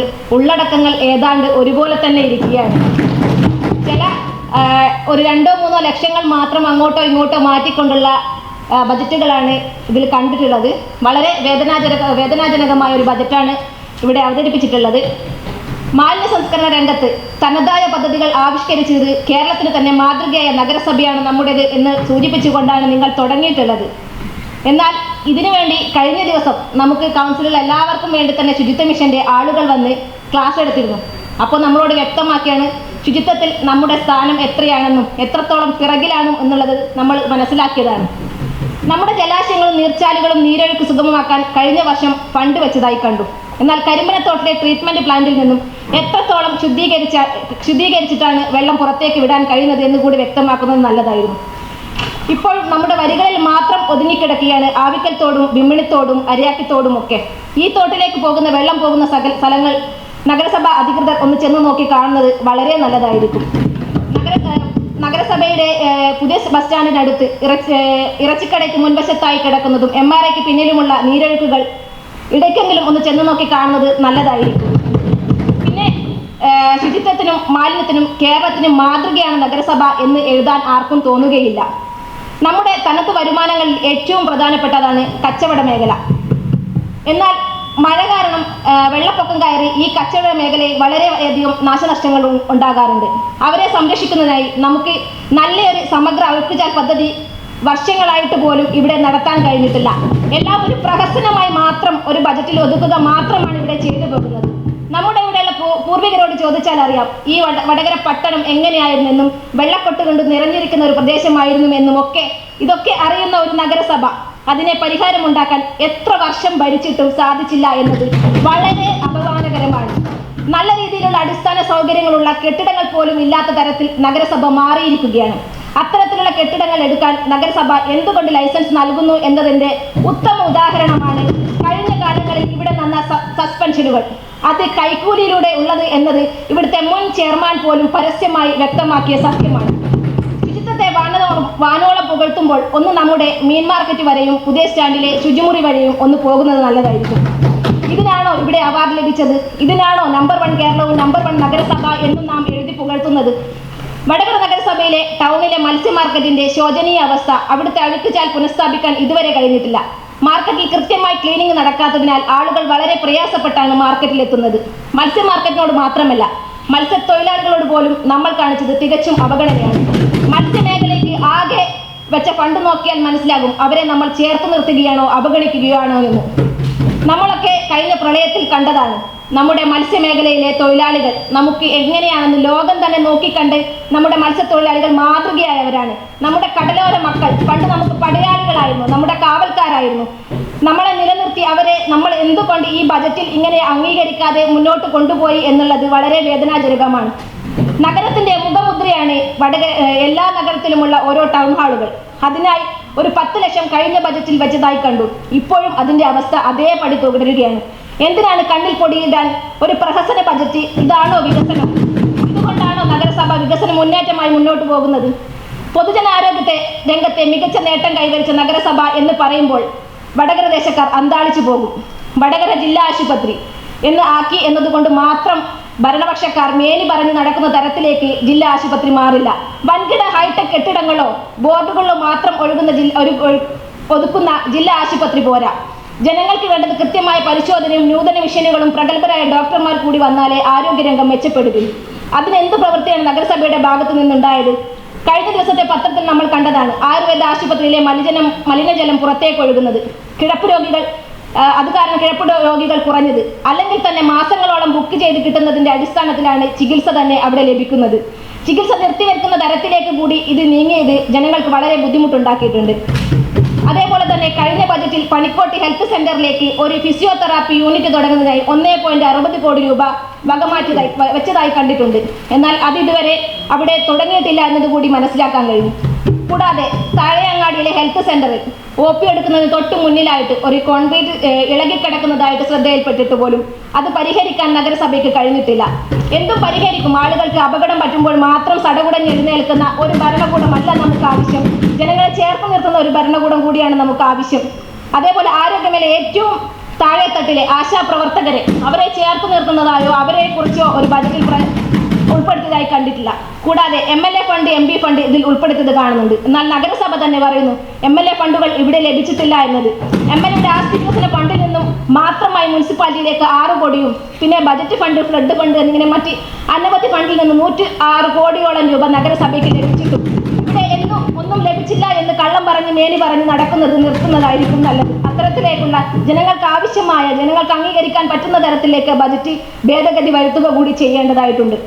അതേപോലെ പട്ടികജാതി പട്ടികവർഗക്കാരെ ഒറ്റ വരികളിൽ മാറ്റി നിർത്തി അതേപോലെ ഭിന്നശേഷിക്കാരെയും മാറ്റി നിർത്തിയ രൂപത്തിലുള്ള ബജറ്റ് നമുക്ക് അംഗീകരിക്കാൻ സാധിക്കുന്ന തരത്തിലുള്ളതല്ല. ജനങ്ങളുടെ അടിസ്ഥാന സൗകര്യമാണ് വെള്ളം. അതിന് എന്ത് ശാശ്വത പരിഹാരമാണ് നഗരസഭ നടത്തിയിട്ടുള്ളത്? കഴിഞ്ഞ ദിവസം വാട്ടർ അതോറിറ്റിയിലേക്ക് നടത്തിയ പ്രതിപക്ഷ കൗൺസിലേഴ്സിന്റെ ഇടപെടലുകളോടുകൂടെ നടത്തിയ ഒരു പരിഹാരമല്ലാതെ മറ്റെന്ത് പരിഹാരമാണ് നഗരസഭയ്ക്ക് നടത്താൻ കഴിഞ്ഞത്? നമ്മുടെ വടകര വോളിബോളിന്റെയും ഫുട്ബോളിന്റെയും ഈറ്റില്ലമാണ്. എന്നാൽ അതിനായി നമ്മുടെ വളർന്നു വരുന്ന തലമുറയെ, നമ്മുടെ യുവത്വത്തെ ചേർത്ത് പിടിച്ചുകൊണ്ട് എന്ത് മാറ്റമാണ് നഗരസഭയ്ക്ക് എടുക്കാൻ കഴിഞ്ഞത്? കളിസ്ഥലം, കുട്ടികൾക്ക് നന്നായി കളിക്കാൻ കളിസ്ഥലമില്ല. കളിച്ചു വളരാൻ എന്തു സൗകര്യമാണ് നഗരസഭ നൽകുന്നത്? നമ്മുടെ നാരായണ നഗരം ഗ്രൗണ്ട് കീറി മുറിച്ച് പുറത്ത് തുറക്കാൻ സാധിക്കാത്ത ഒരു കെട്ടിടമല്ലാതെ മറ്റെന്ത് സൗകര്യമാണ് ജനങ്ങൾക്ക് നൽകാൻ കഴിയുന്നത്? ഇവിടുത്തെ നിങ്ങളുടെ മുതിർന്ന നേതാക്കൾ കളിസ്ഥലത്തിനോട് മുന്നോട്ട് വെച്ച പ്രൊജക്റ്റുകൾ എന്തേ പിന്നീട് നിങ്ങൾ മുന്നോട്ട് വെക്കുന്നില്ല? ഗ്രൗണ്ട് വികസനവുമായി ബന്ധപ്പെട്ട് നടത്തി വികസന പദ്ധതി ഒരു വിശദീകരിച്ചാൽ നല്ലതായിരുന്നു. ചന്ദ്രേട്ടൻ കൊണ്ടുവന്ന കളിസ്ഥല പ്രൊജക്റ്റ് ഇപ്പോഴും ഇവിടുത്തെ ഫയലിൽ കുരുങ്ങി തന്നെ കിടക്കുകയാണ്. നമ്മുടെ പുതുതലമുറയെ കൂടി പരിഗണിച്ചുകൊണ്ടുള്ള ഭേദഗതി വരുത്തിയ ബജറ്റ് കൊണ്ടുവരുന്നത് നല്ലതായിരിക്കും. ഈ ബജറ്റിനെ അംഗീകരിക്കാൻ സാധിക്കുന്ന തരത്തിലുള്ളതല്ല. വളരുന്ന വടകരയുടെ വികസന കുതിപ്പിന് ആക്കം കൂട്ടുമെന്നുള്ളതാണ് ബജറ്റുമായി ബന്ധപ്പെട്ടുകൊണ്ട് സൂചിപ്പിക്കുന്നത്. ഇതിനകത്ത് ഒന്ന് രണ്ട് കാര്യങ്ങൾ കേരളം മുന്നോട്ട് വെക്കുന്ന ജനകീയ രാഷ്ട്രീയത്തിൻ്റെ അടിത്തറയിൽ ഉയർച്ചു നിന്നുകൊണ്ട് നഗരവൽക്കരണത്തിൻ്റെ സാധ്യതകളെ വരും തലമുറക്ക് ഉപയോഗിക്കാൻ കഴിയുന്ന വിധത്തിലുള്ള ഒരു വികസന ബജറ്റാണ് ഇന്നിവിടെ അവതരിപ്പിച്ചിട്ടുള്ളത്. ഈ ബജറ്റിൽ നേരത്തെ മുൻ കൗൺസിൽ ഇവിടെ നടത്തിയ വികസന പദ്ധതികൾ ഇവിടെ ചില കാര്യങ്ങൾ സൂചിപ്പിച്ചതിന് പറയാതെ വയ്യ. വടകര ഏറ്റവും രൂക്ഷമായിക്കൊണ്ടിരിക്കുന്ന കുടിവെള്ള പ്രശ്നം പല ഘട്ടങ്ങളിലായിട്ട് ഈ കുടിവെള്ള പദ്ധതിയുമായി ബന്ധപ്പെട്ടുകൊണ്ട് മുന്നോട്ട് പോയപ്പോഴും അതിനെ ആക്കം കൂട്ടുന്ന രീതിയിലേക്കുള്ള ഇടപെടൽ നഗരസഭ നടത്തിയതും ഇപ്പം ഏറ്റവും അവസാനമായി കിൻഫിയിൽ നിന്ന് 73,80,00,000 രൂപ കൂരങ്കോട് പദ്ധതിക്ക് അനുമതി നേടി ജനുവരി 1 മുതൽ അതിൻ്റെ അനുമതി വന്നിരിക്കുകയാണ്. ഇവിടെ നേരത്തെ വന്നു PMAY പദ്ധതി പ്രകാരം വീട് നിർമ്മിക്കുന്നതുമായി ബന്ധപ്പെട്ടുകൊണ്ട് കേരളത്തിലെ ഇടതുപക്ഷ സർക്കാരിൻ്റെ സ്വപ്ന പദ്ധതിയായ ലൈഫ് പദ്ധതിയിൽ 5 ലക്ഷം ആളുകൾക്ക് വീട് വെച്ച് നൽകുന്ന ഒരു പദ്ധതി പ്രഖ്യാപിച്ചപ്പോൾ ഈ ഗവൺമെൻറ്റിൻ്റെ കാലാവധി പൂർത്തീകരിക്കുന്ന വേളയിൽ 5 ലക്ഷം വീടുകൾ പൂർത്തീകരിക്കുമ്പോൾ അതിന് വഴികാട്ടിയായി വടകര നഗരസഭയിൽ 779 വീടിൻ്റെ പണി പൂർത്തീകരിച്ച ഒരു നഗരസഭയായി വടകര മാറിക്കൊണ്ടിരിക്കുകയാണ്. ഇവിടെ ഇപ്പം വടകര പഴയ ബസ് സ്റ്റാൻഡിലെ കക്കൂസ് മാലിന്യം സംബന്ധിച്ചിട്ട് ഇവിടെ സൂചിപ്പിക്കുകയുണ്ടായി. ഈ കഴിഞ്ഞ കൗൺസിൽ ശുചിത്വ മിഷൻ്റെ ഭാഗമായിട്ട് ഇടപെട്ടതിൻ്റെ ഭാഗമായി 45 ലക്ഷം രൂപ ചെലവഴിച്ചുകൊണ്ട് ആധുനിക ശൗചാലയത്തിൻ്റെ പ്രവൃത്തി തുടങ്ങുവാൻ ആരംഭിക്കാൻ വേണ്ടി പോവുകയാണ്. അതേപോലെ തന്നെ ഇവിടെ ഇപ്പം വടകരക്ക് തന്നെ മാതൃക എന്ന രീതിയിൽ അതേപോലെ തന്നെ നമ്മുടെ കേരളത്തിൽ ഒരു നഗരസഭ തദ്ദേശ സ്വയംഭരണ സ്ഥാപനങ്ങൾ നടപ്പാക്കാത്ത രീതിയിൽ ടെലിവിഷൻ, ഹെൽത്ത് ATM, അതുപോലെ തന്നെ നാളോമ്പേൽ പ്രൊജക്റ്റ് ഉൾപ്പെടെ ഈ ബജറ്റിൽ വന്നിരിക്കുകയാണ്. അതേപോലെ തന്നെ ആരോഗ്യ മേഖലയിൽ ഈ ഒരു വിപ്ലവ കുതിച്ചുചാട്ടമാണ് ഈ ബജറ്റിൽ വെച്ചിട്ടുള്ളത്. ഹരിത കേരള മിഷൻ അനുവദിച്ചിട്ട് 55 ലക്ഷം രൂപയാണ് വടകര ആയുർവേദ ആശുപത്രി കോമ്പൗണ്ടിൽ ബയോമെത്തനൈസേഷൻ പ്ലാൻ നിർമ്മാണത്തിന് വേണ്ടി നീക്കിവെച്ചിട്ടുള്ളത്. കൂടാതെ നെറ്റ് സീറോ കാർബൺ പ്രവർത്തനങ്ങൾ ശക്തിപ്പെടുത്തുന്നതിൻ്റെ ഭാഗമായി നഗരസഭയുടെ ഉടമസ്ഥതയിൽ ഓഫീസ് കോമ്പൗണ്ടിൽ ഒരു EVM ചാർജിംഗ് സ്റ്റേഷൻ സ്ഥാപിക്കാനുള്ള പദ്ധതിക്ക് 35 ലക്ഷം രൂപയാണ് അതേപോലെ തന്നെ ഹരിത മിഷൻ സ്റ്റേറ്റ് ഫണ്ടിൽ നിന്നും അനുവദിച്ചിട്ടുള്ളത്. മുൻ കൗൺസിൽ കാലയളവിൽ തുടങ്ങിവെച്ച ട്രെഞ്ചിങ് ഗ്രൗണ്ടിൻ്റെ ബയോമൈനിങ് പ്രവൃത്തി പൂർത്തീകരിച്ച് വരികയാണ്. അതേപോലെ തന്നെ ഈ ബജറ്റിൻ്റെ അകത്ത് വടകരയുടെ സമഗ്ര വികസനം മുന്നിൽ വെച്ചുകൊണ്ടാണ് കൃഷി, അതുപോലെ തന്നെ വിദ്യാഭ്യാസം, ആരോഗ്യ മേഖല എന്നീ മേഖലകൾക്ക് ഊന്നൽ നൽകിക്കൊണ്ട് ഈ ബജറ്റ് അവതരിപ്പിച്ചിരിക്കുന്നത്. ഈ ബജറ്റിൽ കേന്ദ്ര സംസ്ഥാന MLA ഫണ്ട് ഉൾപ്പെടെ പല ഘട്ടങ്ങളിലും ഇവിടെ നേരത്തെ സൂചിപ്പിച്ചതുപോലെ കേന്ദ്ര ഫണ്ടുകളും അതുപോലെ തന്നെ MP ഫണ്ടും MLA ഫണ്ടും ഒക്കെ തന്നെ ഈ നഗരസഭയ്ക്ക് നൽകാതെ വന്നിട്ട് പോലും ഇതിനൊക്കെ അതിജീവിച്ചുകൊണ്ട് ഒട്ടനവധി വികസന പദ്ധതികൾക്ക് തുടക്കം കുറിച്ച ഒരു നഗരസഭ എന്ന രീതിയിൽ ഈ വെച്ചിട്ടുള്ള ബജറ്റ് സർവാത്മക പൂർണ്ണ പിന്തുണത്തോടുകൂടി പിന്താങ്ങുന്നു എന്നുള്ളതാണ് സൂചിപ്പിക്കാനുള്ളത്. ബഹുമാനപ്പെട്ട ചെയർമാൻ, ഇന്ന് ബഡ്ജറ്റ് അവതരിപ്പിച്ച ഡെപ്യൂട്ടി ചെയർപേഴ്സൺ നല്ല മനോഹരമായ ചട്ടമായിട്ടാണ് വന്നത്. പക്ഷേ ആ ചട്ടത്തിൻ്റെ ഉള്ളിൽ പരിശോധിച്ചപ്പോൾ എൻ്റെ സഹ കൗൺസിലർമാർ വളരെ നിരാശാജനകമായ കാര്യങ്ങളാണ് ഇവിടെ ഓരോ കാര്യങ്ങളും അക്കമിട്ട് വന്നത്. ഞാൻ അതിലേക്കൊന്നും പോകുന്നില്ല. പക്ഷെ ഒരു കാര്യം പറയാം, ഇതിലും കഴിഞ്ഞ കൊല്ലത്തെ ബഡ്ജറ്റിൻ്റെ പുസ്തകവും തമ്മിൽ ചെറിയ വ്യത്യാസമുണ്ട്. എന്താ വ്യത്യാസം എന്ന് പറഞ്ഞാൽ ഇതിൽ കുറച്ച് കഥയും കവിതയുണ്ട്. ഇതിൽ കഥയും കവിതയും ഇല്ല, ആ ഒരു വ്യത്യാസമേ ഉള്ളൂ. അപ്പോൾ അത് പറയാം. അതിൽ ഈ ബഡ്ജറ്റിൽ പറയുന്ന ഒരു കാര്യം എന്ന് പറഞ്ഞാൽ 1962 തുടങ്ങിയ നഗരസഭ എന്നാണ്. 1962 മുതൽ തുടങ്ങി 1997 രണ്ടാം ഘട്ടവുമായിട്ട് പറയുന്നുണ്ട്. ഈ 62 മുതൽ 92 വരെയുള്ള വികസന പ്രവർത്തനങ്ങളും 97 മുതൽ ഇങ്ങോട്ട് 2026 വികസന പ്രവർത്തനങ്ങളെക്കുറിച്ചും ഒരു ചെറിയൊരു അവലോകനം നടന്നു നന്നായിരിക്കും. ഞാൻ അതിലേക്കൊന്നും പോകുന്നില്ല. പക്ഷേ 1997 എന്നത് നിങ്ങളെ ഒരു ചരിത്രത്തെ മായ്ക്കാൻ ശ്രമിക്കുകയാണ്, അത് ഓർമ്മിപ്പിക്കാൻ. നമ്മൾ ഈ രീതിയിൽ ജനകീയ ജനാധിപത്യവും ജനപങ്കാളിത്തവും ഒക്കെ ചർച്ച ചെയ്യുന്നത് 1992 ഇന്ത്യൻ നാഷണൽ കോൺഗ്രസ് ഇന്ത്യ ഭരിച്ചപ്പോൾ അതിലെ ഭരണഘടനാ ഭേദഗതിയാണ്. 73, 74 ഭരണഘടനാ ഭേദഗതിയാണ്. അതിൻ്റെ ഫലമായിട്ടാണ് 1994 ശ്രീ കെ കരുണാകരൻ കേരളത്തിൻ്റെ മുഖ്യമന്ത്രിയും മുസ്ലിം ലീഗിൻ്റെ നേതാവ് CT അഹമ്മദ് അലി സാഹിബ് കേരളത്തിൻ്റെ പഞ്ചായത്തി രാജ് മന്ത്രിയുമായപ്പോൾ കേരള മുനിസിപ്പൽ പഞ്ചായത്തി രാജ് ആക്ട് വന്നതാണ് ഈ ജനകീയാസൂത്രണവും ഈ അധികാര വികേന്ദ്രണവും ഒക്കെ കേരളത്തിൽ വന്നത്. ആ ചരിത്രങ്ങളൊക്കെ വായിച്ചുകൊണ്ട് 1997 മുതൽ പറയാൻ ശ്രമിക്കുന്നത് ഒരു ചരിത്രത്തിൻ്റെ രേഖപ്പെടുത്തലാണ്. അത് തിരുത്തണമല്ലോ, മനസ്സിലാക്കിയവർക്ക് എങ്കിലും തിരുത്തണം. അത് തിരുത്താൻ വേണ്ടി പറയാം. അപ്പോൾ ഞാൻ പറഞ്ഞിരുന്നു വെച്ചാൽ ഈ 1962 മുതൽ 97 വരെയുള്ള വികസന പ്രവർത്തനം സാർ ചൂണ്ടിക്കാണിച്ചു കൊടുക്കാൻ കഴിയാവുന്ന ഒരു വികസന പ്രവർത്തനം വടകരയിലുണ്ട്. അത് വടകര പുതിയ ബസ് സ്റ്റാൻഡാണ്. അത് 87 നിർമ്മിച്ച ബസ് സ്റ്റാൻഡാണ്. 95 ശേഷമാണ് അധികാര വികേന്ദ്രീകരണത്തിലൂടെ പദ്ധതി വിഹിതമായിട്ട് കോടിക്കണക്കിന് രൂപ നമ്മുടെ നഗരസഭകളിലേക്ക് ഒഴുകി വന്നത്, കേന്ദ്ര ഫണ്ടായിട്ടും കേരള ഫണ്ടായിട്ടും ഒക്കെ. ഈ ഫണ്ടുകളൊക്കെ ഒന്ന് കണക്ക് കൂട്ടിക്കഴിഞ്ഞാൽ നമുക്ക് വടകരയിൽ ഒരു ചൂണ്ടിക്കാണിച്ചു കൊടുക്കാൻ കഴിയാവുന്ന ഒരു വികസന പ്രവർത്തനം ഏതാണ്? ഇല്ല, 0 ആണ്. അപ്പോൾ നമ്മുടെ കാഴ്ചപ്പാടൊരു പ്രശ്നമാണിത്. ഈ കാഴ്ചപ്പാടുകൾ മാറ്റുന്നില്ല എന്ന ഒരു ആവർത്തനമാണ് നമ്മുടെ ഇന്നത്തെ ഈ വൈസ് ചെയർമാൻ അവതരിപ്പിച്ച ബഡ്ജറ്റിൽ എന്ന് പറയുകയാണ്. മറ്റൊന്ന് പ്രധാനപ്പെട്ട കാര്യം സർ, കഴിഞ്ഞ ദിവസം ഒരു അടിയന്തര കൗൺസിൽ കൂടി. അതിന് തൊട്ട് മുമ്പ് ഒരു കൗൺസിൽ കൂടി. ആ കൗൺസിലിൽ നമ്മൾ പദ്ധതി നേരത്തെ അംഗീകരിച്ചു വന്ന പദ്ധതി വെട്ടിക്കുറച്ച് ക്രമീകരിച്ചുകൊണ്ട് അങ്ങോട്ട് അയച്ചു. ഏതാണ്ട് 56 പദ്ധതികൾ നമ്മൾ ഒഴിവാക്കി സർ. ഈ പദ്ധതി 56 പദ്ധതി എന്ന് പറഞ്ഞു കഴിഞ്ഞാൽ നമ്മൾ അതിൻ്റെ പ്രോസസ്സ് വലുതാണ്. നമ്മൾ വർക്കിംഗ് ഗ്രൂപ്പ് കൂടി, വാർഡ് സഭ കൂടി, നമ്മൾ വികസന സെമിനാർ വന്ന്, കൗൺസിൽ കൂടി, DPC അംഗീകരിച്ച സംഗതിയാണ് 56. യാതൊരു ചർച്ചയും കൂടാണ്ട് എന്താക്കിയത്, ഒഴിവാക്കിയത്. അത് ഞാൻ സൂചിപ്പിക്കുന്ന നമ്മുടെ പ്രശ്നമല്ല, നമ്മുടെ കേരള സർക്കാരിൻ്റെ പ്രശ്നമാണ്. ഭരിക്കുന്ന സർക്കാർ ഈ അധികാര വികേന്ദ്രീകരണത്തെ കഴുത്ത് പിടിച്ച് നിൽക്കിയിരിക്കുകയാണ്. ഈ 10 വർഷത്തെ 2016 മുതൽ 2025 വരെയുള്ള കണക്ക് ഞാൻ വന്നിട്ട്, പക്ഷെ ഞാൻ വായിക്കുന്നില്ല. 2016 മുമ്പ് ഇവിടെ ഒരു സർക്കാർ ഭരിച്ചിട്ടുണ്ട് സർ.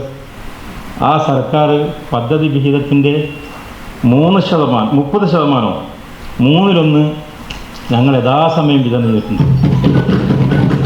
അതേ സമയത്ത് 2014 ശേഷം നിങ്ങൾ പരിശോധിച്ച് നോക്കൂ, പദ്ധതി വിഹിതത്തിൻ്റെ 17% ഇത്രയും കാലം 2025 വരെ 17.9% കേരളത്തിലെ LSD ഗ്രൂപ്പിന് കൊടുത്തിട്ടുള്ളൂ. അതായത് 4,46,252 രൂപ, 46,252.87 കോടി രൂപയാണ് ഈ സർക്കാർ ഇന്നാൾ വരെ കൊടുത്തിരിക്കുന്നത്. എന്ന് പറഞ്ഞാൽ അധികാര വികേന്ദ്രീകരണത്തിൻ്റെ കഴുത്ത് പിടിച്ച് തിരുവനന്തപുരത്ത് തന്നെ ഈ പ്രാദേശിക സർക്കാർ നടപ്പിലാക്കേണ്ട പദ്ധതികൾ തിരുവനന്തപുരത്ത് തന്നെ നേരിട്ട് നടപ്പിലാക്കാം. അതിന് മിഷനുകൾ എന്നൊക്കെ പേര് പറയാം. ആർദ്രം മിഷൻ, അതേപോലെ പൊതുവിദ്യാഭ്യാസ സർവ്വയജ്ഞം. ഈ പൊതുവിദ്യാഭ്യാസ യജ്ഞമൊക്കെ നമുക്ക് കൈമാറ്റി കിട്ടിയ സംഗതിയാണ്. ഈ നഗരസഭക്കകത്തുള്ള സ്കൂളുകളിലെ ബിൽഡിംഗ് എടുക്കേണ്ടത് നമ്മളാണ്.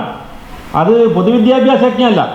ആ രീതിയിൽ ഫണ്ടിനെ ഡയലൂട്ട് ചെയ്തപ്പോൾ നമുക്കെന്താക്കുന്നത്, ഇതൊക്കെ ഒരു പ്രശ്നമായി മാറ്റി.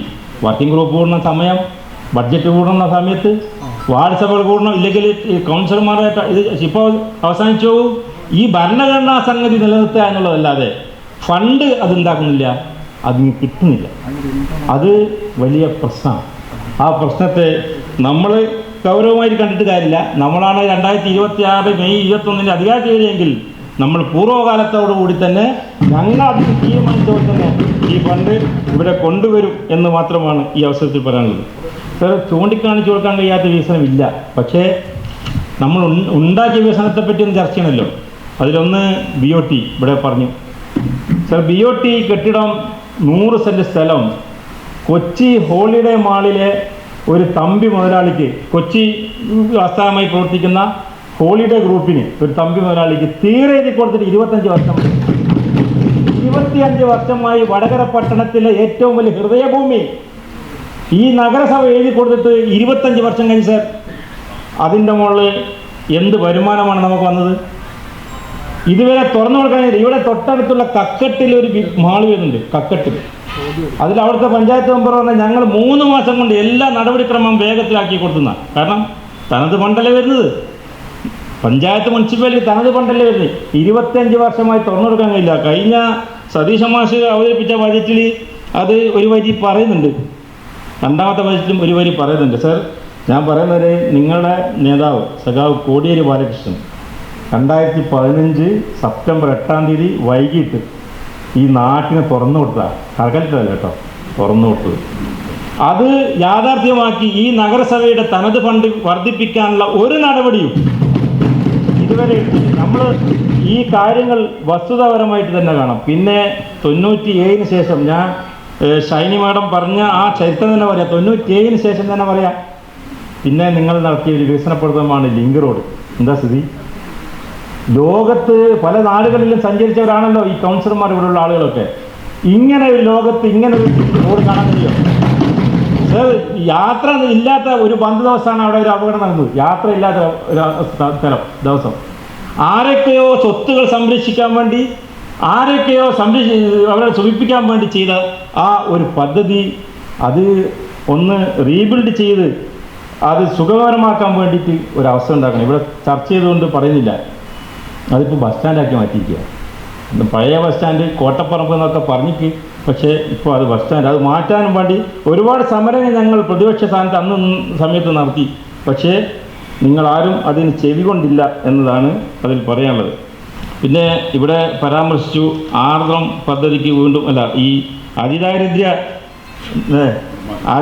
നിർമ്മാർജ്ജനം വീണ്ടും ഫണ്ട് വെച്ചിരിക്കുകയാണെന്നുള്ളത്. കഴിഞ്ഞ വാർഡ് തലങ്ങളിൽ കഴിഞ്ഞ കൗൺസിലർമാർ എല്ലാവരും പോയിട്ട് നമ്മൾ വാർഡ് തലങ്ങളിൽ പ്രതിജ്ഞയെടുത്താൽ എല്ലാം ഇത് കഴിഞ്ഞു. പക്ഷേ അതിദാരിദ്ര്യർക്ക് എന്തില്ല, ഇതുവരെ പിന്നെ അവരെ ദാരിദ്ര്യം നീക്കിയിട്ടില്ല എന്ന് മാത്രമല്ല, കഴിഞ്ഞ ബഡ്ജറ്റിൽ നമ്മുടെ സതീശ മാഷ് ഒരു കവിത എഴുതിയിട്ടുണ്ട്. എൻ്റെ കൊച്ചു വീട് സ്നേഹമുള്ള വീട് എന്നൊക്കെ പറഞ്ഞിട്ട് കവിത എഴുതിയിട്ടുണ്ട്. ആ കവിതയിൽ 4,19,00,000 രൂപ എല്ലാവർക്കും കൂടി വീടും ഈ അതിദാരിദ്ര്യം മാറ്റാൻ 45 ലക്ഷം വെച്ചിരുന്നു കഴിഞ്ഞ ബഡ്ജറ്റിൽ. പക്ഷേ ഇപ്പോഴും നമ്മുടെ അതിദാരിദ്ര്യം മാറിയിട്ടില്ല എന്ന വസ്തുത നമ്മുടെ ഭരണപക്ഷത്തുള്ള ചില കൗൺസിലർമാർ അറിയില്ല, ഓർമ്മപ്പെടുത്തിയതാണ്. നമ്മുടെ അതേപോലെ പിന്നെ ഈ നഗരസഭക്കകത്തുള്ള റോഡുകളെ പറ്റി ഇവിടെ പറയേണ്ടത്. കഴിഞ്ഞ ബഡ്ജറ്റും ഇതേപോലെ തുകയൊക്കെ അനുവദിച്ചിട്ടുണ്ട്. ആ തുക ഒന്ന് വായിച്ചു നോക്കി കഴിഞ്ഞാൽ ഇന്നത്തെ അവസ്ഥ വരില്ല. എന്നോടിപ്പോൾ ഡോക്ടർ പറഞ്ഞു കോട്ടർഷക്കും പോകണ്ടാണ്. അതാണ് അവസ്ഥ, വടകരയുടെ അവസ്ഥ. അപ്പോൾ ചെയർമാൻ്റെ ഒരു വാക്കുണ്ട്, ഏതായാലും മെയ് 31 ആകുമ്പോഴേക്ക് ഇതെല്ലാം അവസാനിപ്പിക്കാം എന്നുള്ളതാണ്. അപ്പോൾ നമ്മുടെ ഒരു നാട്ടിൻ്റെ ഒരു സ്ഥിതി മനസ്സിലാക്കിക്കൊണ്ട് ഭാവനാസമ്പന്നമായ ചില കാര്യങ്ങൾ കൂടി ഈ ബജറ്റിൽ ഉൾച്ചേർത്തണമെന്ന കാര്യം ഉണ്ട്. അത് ഞാൻ ചില നിർദ്ദേശങ്ങൾ വെക്കുകയാണ്. അതിൽ ഈ സദ്ഭരണം എന്ന പരിപാടിയുണ്ട്. മനോഹരമായ കെട്ടിടമാണ് ഇവിടെ ഉണ്ടാക്കിയിരിക്കുന്നത്. മനോഹരമായ ഈ കെട്ടിടത്തിൽ പിന്നെ ഞങ്ങൾ വളരെ പ്രതീക്ഷയോടുകൂടി സർ കൗൺസിലായിട്ടൊക്കെ വന്നത്. ഇതിൻ്റെ അകത്ത് കയറി നോക്കുമ്പോഴാണ് മനസ്സിലായത് നമ്മുടെ ഈ ധനകാര്യ സ്റ്റാൻഡിംഗ് കമ്മിറ്റി മെമ്പർമാർ പറഞ്ഞതെന്ന് വെച്ചാൽ ഉദ്യോഗസ്ഥന്മാർ പറഞ്ഞ് ഇവിടെ ശമ്പളം പോലും നേരാൻ വണ്ണം കിട്ടുന്നില്ല. അപ്പോൾ നേരാൻ വണ്ണം പോലും ശമ്പളം കിട്ടാത്ത ഒരവസ്ഥയിലാണ് ഇപ്പോൾ നമ്മുടെ അവസ്ഥ ഉള്ളത്. ഈ മനോഹരമായ കെട്ടിടത്തിൻ്റെ അവസ്ഥയിൽ നിന്ന് നമ്മുടെ തനത് ഫണ്ടുകൾ വർദ്ധിപ്പിക്കാനുള്ള പദ്ധതികൾ ഇവിടെ ആസൂത്രണം ചെയ്യേണ്ടതുണ്ട്. അതോടൊപ്പം തന്നെ നമ്മുടെ ഈ പിന്നെ നഗരസഭയിലേക്ക് വരുന്ന ആളുകൾ ഇപ്പോഴും പഴയ രീതിയിലേക്കാണ് വരുന്നത്. അതിന് സർക്കാർ തന്നെ ഒരു നിർദ്ദേശം വെച്ചിരിക്കുന്നത് സിറ്റിസൺ ഫെസിലിറ്റേഷൻ സെൻറ്റർ. ആ ഒരു സംവിധാനം നേരത്തെ ഫ്രണ്ട് ഓഫീസായിട്ടുണ്ടായിരുന്നു. അപ്പോൾ ഒരു പൈസയും കൊടുക്കാണ്ട് ആ ഫ്രണ്ട് ഓഫീസിലുള്ള ആളുകൾ അത് കൈകാര്യം ചെയ്യുമായിരുന്നു. പക്ഷേ ഇപ്പോൾ 100-150 റുപ്യ എന്താക്കണം, ഒരു അപേക്ഷ കൊടുക്കാൻ പോകണം. എല്ലാ ആളുകളും കെ സ്മാർട്ടിന് അനുസൃതമായിട്ട് എന്താക്കിയില്ല, അത് താതാത്മ്യം പ്രാപിച്ചില്ല. അപ്പോൾ അതുവരെ ഈ സർക്കാരിൻ്റെ സിറ്റിസൺ ഫെസിലിറ്റേഷൻ സെൻറ്റർ ഫ്രണ്ട് ഓഫീസിൽ നേരത്തെ ഉണ്ടെങ്കിലും അതും ഇപ്പോൾ ഇല്ലാത്ത അവസ്ഥയിലാണ്. അപ്പോൾ ഒന്നത്. രണ്ടാമത് ഗവേണൻസ് ഉണ്ട്. അതായത് ഈ കെ സ്മാർട്ട് സംവിധാനം സുതാര്യമാക്കാനും കാര്യക്ഷമമാക്കാനും ഈ ധനകാര്യ സ്റ്റാൻഡിംഗ് കമ്മിറ്റിക്ക് അധികാരമുണ്ട്. കെ സ്മാർട്ടിൽ പറയുന്ന കാര്യങ്ങൾ മാത്രമേ ഉദ്യോഗസ്ഥന്മാർ അത് ചോദിക്കാൻ പാടുള്ളൂ. അതിനപ്പുറത്ത് ചില ഉദ്യോഗസ്ഥന്മാർ മറ്റുള്ള രേഖകൾ കൊണ്ടുവന്നും അതേപോലെ ഇതിൻ്റെ ഹാർഡ് കോപ്പികൾ കൊണ്ടുവരണം എന്നൊക്കെ രീതിയിലുള്ള നിർദ്ദേശങ്ങൾ വരുന്നുണ്ട്. അതൊക്കെ ഒന്ന് സുതാര്യമാക്കുന്നതിന് വേണ്ട രീതിയിൽ അത് കൈകാര്യം ചെയ്യണം. പിന്നെ പ്രധാനപ്പെട്ട ഒരു കാര്യം സർ, ഈ വടകര അതിൻ്റെ ചരിത്രമൊന്നും ഞാൻ പറഞ്ഞില്ല, സമയം ഒരുപാടായി. ഈ വടകരയുടെ പ്രത്യേകത എന്ന് പറഞ്ഞാൽ കാർഷിക മേഖലയോടൊപ്പം തന്നെ മത്സ്യബന്ധന മേഖല എന്ന് മാത്രമല്ല, വടകര ഒരു തുറമുഖ നഗരമാണ്. ചില പുരാതന കാലത്ത് തന്നെ വടകര ഒരു തുറമുഖ നഗരമാണ്. നാളികേരങ്ങളും അതേപോലെ മലഞ്ചരക്കുകളൊക്കെ ഇവിടെ നിന്ന് കൊണ്ടുപോവുകയും അതേപോലെ പലചരക്കുകൾ വടകര തീരത്ത് കപ്പലടി നങ്കൂരമിട്ട ഒരു ചരിത്രം നമുക്കുണ്ടായിരുന്നു. ഇന്ന് കേരള സർക്കാർ ജലഗതാഗത മാർഗത്തിലൂടെ ഈ ചരക്കുകൾ നീക്കം ആലോചിക്കുന്നുണ്ട്. വടകരയും ആ രീതിയിൽ എത്തണമെങ്കിൽ നമ്മൾ നേരത്തെ തന്നെ പ്രിപ്പയർ ചെയ്യേണ്ടതുണ്ട്. വടകര തുറമുഖ നഗരത്തെ തിരിച്ചു പിടിക്കാനുള്ള ഒരു പദ്ധതി നിങ്ങൾ ആലോചിക്കേണ്ടതുണ്ട്. അതിൽ പ്രധാനപ്പെട്ട ഒരു പ്രശ്നം, ഇപ്പോൾ മത്സ്യത്തൊഴിലാളികളുടെ പ്രശ്നമൊക്കെ ഇവിടെ ചർച്ച ചെയ്ത് അവർക്ക് ഫണ്ട് വെച്ചത് പ്രശ്നം. മത്സ്യത്തൊഴിലാളികൾക്ക് ജീവിക്കാനും മത്സ്യബന്ധനം നടത്താൻ കടപ്പുറമില്ല സർ, തീരെയില്ല. വടകര ഈ 6 കിലോമീറ്റർ തീരശോഷണം സംഭവിച്ച കടപ്പുറമാണ്. അത് തിരിച്ചു പിടിക്കാൻ കടലിലേക്ക് നീട്ടുകല്ല് നീട്ടി തിരിച്ചു പിടിച്ച് വടകര കടപ്പുറത്ത് തിരിച്ചു പിടിച്ച് ഒരു തുറമുഖ നഗരത്തെ തിരിച്ചു പിടിക്കാനുള്ള ഒരു നിർദ്ദേശമാണ് ഇതിൽ വെക്കാനുള്ളത്. മറ്റൊന്ന് ക്ലസ്റ്റർ അടിസ്ഥാനത്തിൽ വികസന സാധ്യത. അതായത് ഇപ്പോൾ മിനി ഗോവയുടെ കാര്യം പറഞ്ഞു. ഏറ്റവും വികസന സാധ്യതയുള്ള ഒന്ന് സാൻഡ് ബാങ്ക്സ്, അതേപോലെ നമ്മുടെ വെള്ളിയാങ്കല്ല്, പിന്നെ ഇപ്പോൾ വരാൻ വേണ്ടി പോകുന്ന കുഞ്ഞാലിമരക്കാർ പാലം. ഇതൊക്കെ സമന്വയിപ്പിക്കുമ്പോൾ തന്നെ അത് പയ്യോളി നഗരസഭയും വടകര നഗരസഭയുടെയും ചേർന്ന സ്ഥലമാണ്. ഈ ക്ലസ്റ്റർ അടിസ്ഥാനത്തിൽ വികസനം എന്ന് പറഞ്ഞു കഴിഞ്ഞാൽ 2 നഗരസഭകൾ ചേർന്നുള്ള വികസന പ്രവർത്തനങ്ങളാണ്. ആ ഒരു ക്ലസ്റ്റർ അടിസ്ഥാനത്തിലുള്ള വികസന സാധ്യതയെക്കുറിച്ച് ബഹുമാനപ്പെട്ട ചെയർപേഴ്സൺ ശ്രദ്ധിക്കണമെന്ന് മാത്രം പറഞ്ഞുകൊണ്ട് ഒരു ചെറിയൊരു നിർദ്ദേശം കൂടി പറയാം. ബഹുമാനപ്പെട്ട വൈസ് ചെയർമാൻ ശ്രദ്ധിക്കേണ്ട 3 കാര്യം. ഒന്ന്, ഈ ധനകാര്യ സ്റ്റാൻഡിംഗ് കമ്മിറ്റി ചെയർമാൻ കൂടിയാണല്ലോ. ഈ നമുക്ക് 3 ഈകൾ നിങ്ങളെ ശ്രദ്ധയിൽപ്പെടുത്തുകയാണ്. ഒന്ന്, ഇക്കണോമി മിതവ്യം, ന്യായവും കൃത്യവുമായ ആവശ്യമായി കൂടുതൽ തുക ചിലവഴിക്കരുത്. ഈ എഫിഷ്യൻസി, കാര്യക്ഷമത, ഫണ്ട് ചിലവഴിക്കുമ്പോൾ ചിലവാക്കുന്ന പണവും ഇൻപുട്ടും തിരികെ ലഭിക്കുന്ന നേട്ടങ്ങളും ഔട്ട്പുട്ടും തമ്മിൽ പൊരുത്തപ്പെട്ടതായിരിക്കണം. അതുപോലെ ഫലപ്രാപ്തി, ചെലവഴിച്ച തുകയ്ക്ക് ഫലപ്രാപ്തി ഉണ്ടാകേണ്ടതാണ്. ഇത്രയും കാലം ഈ രീതിയിലല്ല നമ്മുടെ നഗരസഭ പോയത്. ഇനിയെങ്കിലും ഈ രീതിയിൽ മുന്നോട്ട് പോകാൻ നിങ്ങൾ ശ്രമിക്കണമെന്ന് പറഞ്ഞുകൊണ്ട് നമ്മുടെ കേരള സർക്കാർ ഇപ്പോൾ മലയാള ഭാഷ നിർബന്ധമാക്കിയിട്ടുണ്ട് സർ. അത് മറന്നുപോയതായിരിക്കും എന്ന് ഞാൻ വിചാരിക്കുന്നു. നിർബന്ധമായിട്ടും മലയാളം പഠിക്കണം, മലയാളം വായിക്കണം എന്ന് നിഷ്കർഷിക്കുമ്പോൾ നമ്മുടെ നഗരസഭ ഇപ്പോൾ എല്ലാം ഇംഗ്ലീഷിലാണ് എഴുതി വെച്ചിരിക്കുന്നത്. അത് മാറ്റണം എന്നുകൂടി പറഞ്ഞുകൊണ്ട് ഞാൻ അവസാനിക്കും. പാർക്കോ ഗോൾഡ് ആൻഡ് ഡയമണ്ട്സ്. വടകര നഗരസഭയുടെ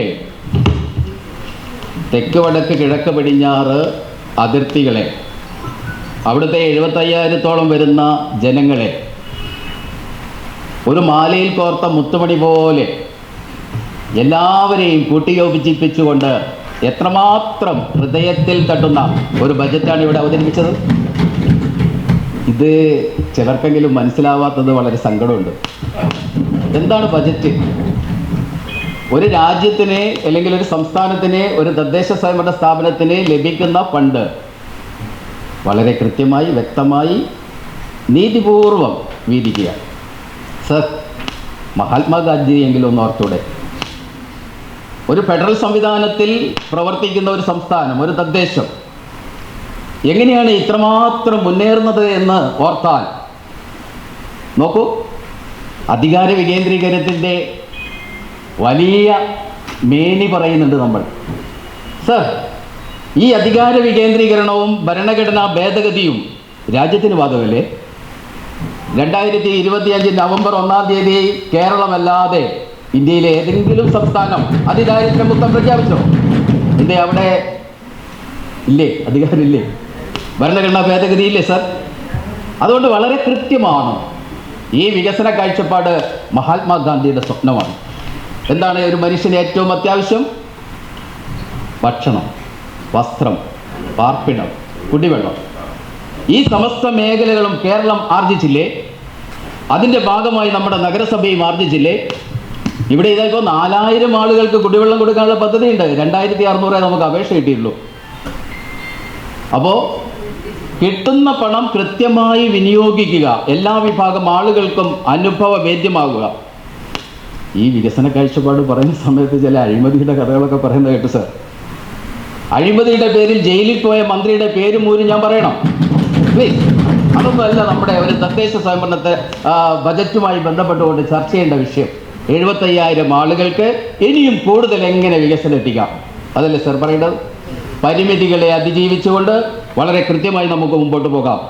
35,750 കോടിയാണ് സംസ്ഥാന പദ്ധതി സർ. കേരളമല്ലാതെ ഇന്ത്യയിലെ ഏതെങ്കിലും സംസ്ഥാനം അതിൻ്റെ 10,189 കോടി തദ്ദേശ സ്വയംഭരണ സ്ഥാപനങ്ങൾക്ക് കൊടുത്തിട്ടുണ്ടോ? ഞാൻ വെല്ലുവിളിക്കുന്നു, ഏതെങ്കിലും ഒരു സംസ്ഥാനത്തിൻ്റെ രേഖ കാണിക്കും സർ. ഈ വർഷം അത് 1,100 കോടി കൂടുതലാണ്. സന്തോഷത്തോടുകൂടി സ്വീകരിക്കണ്ടേ? നമ്മുടെ തീരദേശവാസികൾക്കെല്ലാം ഇതെല്ലാം വിതരണം ചെയ്യാൻ ഇങ്ങനെ ഒരു അവസരം കിട്ടി, സന്തോഷിക്കണ്ടേ സർ? വിമർശിച്ചോളൂ, പക്ഷെ ഉള്ളിൻ്റെ ഉള്ളിൽ പറഞ്ഞോ. ജലാൽക്ക പറഞ്ഞു ഡെസ്കിനടിക്കാവോലോ, എന്താ പടക്കം പൊട്ടലോ മാലപ്പടകോ? Sir ഡെസ്കിനടിക്കലല്ല, ഹൃദയതാളമുണ്ട് sir. ഈ പദ്ധതികളെല്ലാം നടപ്പിലാക്കുന്ന സമയത്ത് കേരളത്തിലെ മുനിസിപ്പാലിറ്റിയിലെ ലക്ഷോപലക്ഷം ജനങ്ങൾ അവരുടെ ഹൃദയത്തിൽ ഈ ഗവൺമെന്റിനെ, ഈ പദ്ധതിയെ അംഗീകരിക്കുന്നുണ്ട് സർ. അതല്ലേ തുടർച്ച? നിങ്ങൾ കഴിഞ്ഞ 5 കൊല്ലോ 62 കൊല്ലം പറഞ്ഞില്ലേ? ആ 5 കൊല്ലോ 62 കൊല്ലോ എല്ലാം ജനങ്ങളുടെ ഹൃദയത്തിൽ ജീവിക്കാൻ കഴിഞ്ഞത് കൊണ്ടല്ലേ സർ ഈ തുടർച്ചയുണ്ടായത്? അതുകൊണ്ട് നിങ്ങളിങ്ങനെ പറഞ്ഞോളൂ, ഇനിയും തുടർച്ചയായിട്ട് പറഞ്ഞോളൂ. പക്ഷേ പറയുമ്പോഴും ഉള്ളിൻ്റെ ഉള്ളിൽ നിങ്ങൾ അംഗീകരിക്കുന്നുണ്ട് എന്നുള്ളത് നമുക്കറിയാം. അതുകൊണ്ട് വിസ്മരിക്കാൻ കഴിയില്ല സർ. വികസനം എന്ന് പറയുന്നത് ജനങ്ങളെ തൊടുന്നതാണ്. ഞാൻ പാട്ടുപാടിയതിനെ കുറിച്ച് കളിയാക്കിയില്ലേ സർ? 779 വീടുകളിൽ നിന്നുമുള്ള പാട്ടാണ് ഞാൻ പാടിയത് വടകര നഗരസഭയിൽ. അഭിമാനത്തോടു കൂടി 5 പ്രോജക്റ്റുകളിലായിട്ട് 779 വീട് കൊടുത്തു. കടൽ തിണ്ണയിൽ ഉറങ്ങേണ്ട മനുഷ്യൻ വീടുകളിൽ കിടന്നുറങ്ങുന്ന പാട്ട് പാടുണ്ട് സർ. പാട്ട് ഞാൻ നിർത്താനൊന്നും പോകുന്നില്ല, ഇനിയും പാടുന്നുണ്ട്. അതുകൊണ്ട് വികസനത്തെ കുറിച്ച് കാണുമ്പോൾ നമുക്ക് ഒന്നിച്ചു നിന്ന് പോകാം സർ. രാഷ്ട്രീയം വേറെ പറഞ്ഞോ, ഞാൻ ചെയർപേഴ്സണോടാണ് പറയുന്നത്, അങ്ങോട്ട് നോക്കി പോകുന്നതാണ്. അതുകൊണ്ട് സർ എന്താണ് വികസനം? വളരെ കൃത്യമായി നമുക്ക് അതിൻ്റെ കാര്യങ്ങളിലേക്ക് കടക്കുമ്പോൾ ഇനിയും ചെയ്യാനുണ്ടെന്നുള്ള സത്യമാണ്, അതുകൊണ്ട് കേന്ദ്ര ഫണ്ടിനെ കുറിച്ചൊക്കെ പറഞ്ഞു സർ. ഞാൻ അതിലേക്കൊന്നും വിശദമായി പോകുന്നില്ല, അതിലെ രാഷ്ട്രീയമായി പോകും. രാഷ്ട്രീയ അഭിപ്രായ വ്യത്യാസങ്ങളൊന്നും പറയേണ്ട സ്ഥലമല്ലേ ഇത്? നമുക്കറിയാലോ 1580 കോടി രൂപ അർഹതപ്പെട്ട പണം ഈ കേരളത്തിന് കിട്ടാനുണ്ടായിട്ടും 1100 കോടി തദ്ദേശ സ്വയംഭരണ സ്ഥാപനങ്ങൾക്ക് അധികം കൊടുത്തു. 2-3 കോടി അതിൻ്റെ ഭാഗമായി നമുക്കും കൂടുതൽ. ഈ വടകരയ്ക്ക് കിട്ടുന്ന പദ്ധതിയെ എങ്ങനെ ഫലപ്രദമായി കൊണ്ടുപോകാമെന്ന് എല്ലാവരും ഒത്തുചേർന്ന് പ്രവർത്തിക്കുമ്പോൾ നമുക്ക് ഇനിയും എന്തുമാത്രം നേട്ടങ്ങൾ ഉണ്ടാക്കാം. 200 ഏക്കറോളം സ്ഥലം നാളോം വയൽ ഒന്നുമില്ല പോലും. ഇവിടെ ഒന്നുമില്ലേ? നാളോം വയൽ പദ്ധതി ഇല്ലേ? ടൂറിസ്റ്റ് ഫാം ടൂറിസം എത്ര മനോഹരമായ പദ്ധതിയാണ്. 200 ഏക്കറോളം സ്ഥലം കൃഷിക്ക് ഉപയുക്തമാക്കി വടകരയുടെ ഒരു ലാൻഡ് പ്രൊഡക്ട്സ്, അതിലൂടെ വടകരയുടെ വികസനം എത്രമാത്രം സാധ്യതയുള്ളതാണ് സർ. എല്ലാവരും ഒന്നു ചേർന്നുകൊണ്ടല്ലേ പോകേണ്ടത്? എന്തുമാത്രം മനോഹരമായിട്ടുള്ള, എന്ത് കാഴ്ചപ്പാടുള്ള പദ്ധതിയാണ് ആ ഫാം ടൂറിസം പോലെ. അതുപോലെ അതാ തീരദേശം 6 കിലോമീറ്റർ നീളത്തിലുള്ള തീരദേശം, നമ്മുടെ ഗൾഫ് മോഡൽ അല്ലേ? ഗൾഫ് മോഡൽ സായാഹ്നങ്ങൾ ചെലവഴിക്കാനുള്ള പാർക്കുകളായി മാറുന്ന പദ്ധതിക്ക് ഇവിടെ തുടക്കം കുറിച്ചില്ലേ? പുനർഗേഹം പദ്ധതിയിലൂടെ 2510 കോടി രൂപ സംസ്ഥാന സർക്കാർ വിനിയോഗിക്കുന്നതിന്റെ ഭാഗമായി ഞാൻ കഴിഞ്ഞ ദിവസം തീരദേശത്ത് ഒരു പരിപാടി പങ്കെടുത്തിരുന്നു. 100 കണക്കിന് തൊഴിലാളികളാണ് വന്നത്.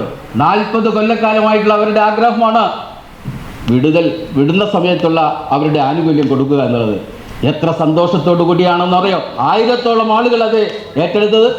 അതുകൊണ്ട് സമസ്ത മേഖലയിലെ ജനങ്ങളെയും ഹൃദയത്തിൽ തൊട്ടുകൊണ്ട് ഒരു നവകേരള സൃഷ്ടിയുമായി പോകുന്ന സംസ്ഥാന സർക്കാരിൻ്റെ എല്ലാവിധത്തിലുള്ള പിന്തുണയും, ആ പിന്തുണ ഉറപ്പുവരുത്തിക്കൊണ്ട് നമ്മുടെ നഗരസഭയുടെ കൃത്യമായ മുന്നോട്ട് പോക്കിന് സഹായകരമാവുന്ന എല്ലാ തലങ്ങളെയും സ്പർശിക്കുന്ന ഒരു ബജറ്റ്.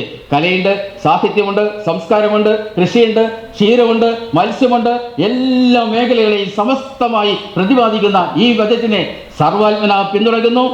ഈ പിന്തുണ മാത്രമല്ല, ഇതിന്റെ ഭാഗമായുള്ള തുടർ പ്രവർത്തനങ്ങൾ നമുക്ക് മുമ്പോട്ട് കൊണ്ടുപോകാൻ കഴിയണം.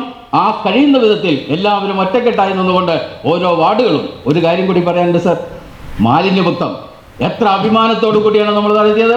കേരളത്തിലെ ആദ്യത്തെ മാലിന്യമുക്ത നഗരസഭയത് PSCക്ക് ചോദിച്ചില്ലേ, നിങ്ങൾ എത്ര നിശ്ചയിച്ചാലോ പോവോ? വടകര. ആദ്യമായി ജലബജറ്റ് അവതരിപ്പിച്ച നഗരസഭ ഏതാ? Vadakara. Net zero carbon campaign ആദ്യമായി ഏറ്റെടുത്ത നഗരസഭ ഏതാ? വടകര. വടകര എന്ന് പറയാൻ മാത്രമല്ല, അതിന്റെ ഭാഗമായി 1 കോടി രൂപയുടെ അവാർഡാണ് നമുക്ക് കിട്ടിയത്. ബയോമെക്കനൈസേഷൻ പ്ലാന്റും EVM സ്റ്റേഷനും ഇതെല്ലാം ഈ കൗൺസിലിന്റെ കൂട്ടായ പ്രവർത്തനമല്ലേ? ആ കൂട്ടായ പ്രവർത്തനത്തിലൂടെ ഇനിയും നമുക്ക് കേന്ദ്രത്തിൽ നിന്ന് വാങ്ങിയെടുക്കണം. കുറെ കേന്ദ്ര പദ്ധതികൾ നമുക്ക് വാങ്ങിയെടുക്കേണ്ടതുണ്ട്. ആ കൂട്ടായ പ്രവർത്തനത്തിലൂടെ വാങ്ങിയെടുത്തുകൊണ്ട് 75,000-ഓളം വരുന്ന നഗരവാസികൾക്ക് ഭക്ഷണമായി, പാർപ്പിടമായി, വസ്ത്രമായി, ഇനി വൈകുന്നേരങ്ങളിൽ ഇരിക്കാൻ ചത്തിരമായി, ജൂബിലിക്കുളമായി കളിസ്ഥലങ്ങൾ വേണം. ഇനിയും കൂടുതൽ ഉല്ലാസകരമായ സ്ഥലങ്ങൾ വേണം. അതുകൊണ്ട് ഒരു ടൂറിസ്റ്റ് കേന്ദ്രമായി നമുക്ക് ഈ വടകരയെ മാറ്റാനുള്ള തുടർ പ്രവർത്തനങ്ങൾക്ക് ശക്തി പകരാൻ എല്ലാവരും ഒറ്റക്കെട്ടായി നിൽക്കണം. ഈ പ്രവർത്തനങ്ങളെ നമുക്ക് പിന്തുണയ്ക്കണം. ഈ ബജറ്റിനെ സർവാത്മന അംഗീകരിച്ചുകൊണ്ട് പിന്തുണച്ചുകൊണ്ട് ഞാൻ അവസാനിപ്പിക്കുന്നു. എല്ലാവരും പറഞ്ഞു കഴിഞ്ഞു. എന്നാലും നമ്മൾ ഒന്നിൻ്റെ തുടർച്ചയാണ് മറ്റൊന്ന്. പഴയതിൻ്റെ തുടർച്ചയും പുതിയതിൻ്റെ തുടക്കവും ഈ ബജറ്റിൽ പ്രതിപാദിച്ച് പോയിട്ടുണ്ട്. സ്വീകാര്യമായ നിർദ്ദേശങ്ങൾ, ചർച്ചകൾ എല്ലാം ഉൾക്കൊണ്ടുകൊണ്ട് നമുക്ക് മുന്നോട്ട് പോകേണ്ടതാണ്. സഹ കൗൺസിലർമാർ പറഞ്ഞ ഓരോ കാര്യങ്ങളായിട്ട് എഴുതി വെച്ചിട്ടില്ല. എന്നാലും ട്രീറ്റ്മെൻറ്റ് പ്ലാന്റുമായിട്ട് ബന്ധപ്പെട്ട് ഗംഗാധരൻ കൗൺസിലർ പറഞ്ഞതിന് നേരത്തെ നമ്മൾ ട്രീറ്റ്മെൻറ്റ് പ്ലാന്റ് സ്ഥാപിച്ചിട്ടുണ്ട്. അതിൻ്റെ പ്രവർത്തനങ്ങൾ നടന്നു വരുന്നുണ്ട്. അതുകൂടാതെ റാം ബയോളജിക്കൽ എന്ന ഏജൻസിയെ അതിൻ്റെ ഒരു തുടർ പ്രവർത്തനം എന്നുള്ള നിലക്ക് അതിൻ്റെ DPR സമർപ്പിക്കാനായിട്ട് കൊടുത്തിട്ടുണ്ട്. അതിൻ്റെ തുടർ പ്രവർത്തനത്തിലാണ് നമ്മൾ. അതോടുകൂടി തന്നെ കരിമ്പനത്തോടിൻ്റെ മാലിന്യ പ്രശ്നം നമുക്ക് പരിഹരിക്കാൻ കഴിയുമെന്ന് തന്നെയാണ് പറയാനുള്ളത്. ശ്മശാനത്തിൻ്റെ റിപ്പയർ വർക്ക് നടന്നുകൊണ്ടിരിക്കുകയാണ്. നേരത്തെ സഹ കൗൺസിലർമാർ പറഞ്ഞത് സമഗ്ര അഴുക്കുചാൽ പദ്ധതിയെപ്പറ്റി ഗൗരവമായി നമ്മൾ കാണുന്നുണ്ട്. BOT മാളിലെ വരുമാനം നമുക്കിപ്പോഴും കിട്ടിക്കൊണ്ടിരിക്കുന്നുണ്ട്. അത് മാത്രമാണ് നമ്മൾ ബജറ്റിൽ കാണിച്ചിട്ടുള്ളത്. അതുപോലെ ബസ് സ്റ്റാൻഡിൻ്റെ നവീകരണം നമ്മുടെയൊക്കെ കഴിഞ്ഞ പദ്ധതിയിലുള്ളതാണ്. പിന്നെ കടകൾ പൂട്ടിക്കിടക്കുന്ന ഒരു വിഷയം പറഞ്ഞിട്ടുണ്ട്. 266 കടകൾ പൂട്ടിക്കിടക്കുന്നു എന്ന്. 2668 കടകൾ പൂട്ടിക്കിടക്കുന്നു എന്ന്. പക്ഷേങ്കിൽ നമുക്ക് എത്രയോ കൂടുതൽ കടകൾ പുതുതായി തുറക്കുന്നൊരവസ്ഥയും വടകരയിൽ വരുന്നുണ്ട്. മത്സ്യ മാർക്കറ്റിൽ പോയ ആൾക്കാർക്ക് വരെ മണം ഉണ്ട് എന്ന് പറയുന്നെടുക്കാം. മത്സ്യ മാർക്കറ്റിൻ്റെ അതിൻ്റെ പൊളിച്ചു മാറ്റാനുള്ള പദ്ധതി കിഫ്ബിയുടെ അടുക്കലാണുള്ളത്. അതിൻ്റെ ഒരു DPR ഒക്കെ നമ്മൾ സമർപ്പിച്ചിട്ടുണ്ട്. പിന്നെ വിദ്യാഭ്യാസത്തിൽ നമുക്ക് വേറൊരു കോളേജില്ല, പോളിടെക്നിക് അല്ലാത്ത വേറൊരു കോളേജില്ല എന്ന് പറയുമ്പോൾ നമ്മുടെ B.Ed കോളേജിനെ നമ്മൾ മറന്നു പോവുകയാണ്. നമ്മുടെ സ്ഥലത്താണ് നമ്മൾ B.Ed കോളേജ് സ്ഥിതി ചെയ്യുന്നത്. മൃഗസംരക്ഷണ മേഖലയിൽ ആവശ്യമായ തുക വകയിരുത്തിയിട്ടുണ്ട്. കൂടുതൽ വരുമ്പോൾ നമ്മൾ CFC ഫണ്ട് വരുന്ന മുറക്ക് നമുക്ക് കൂടുതൽ വകയിരുത്തിക്കൊണ്ട് മുന്നോട്ട് പോകാം.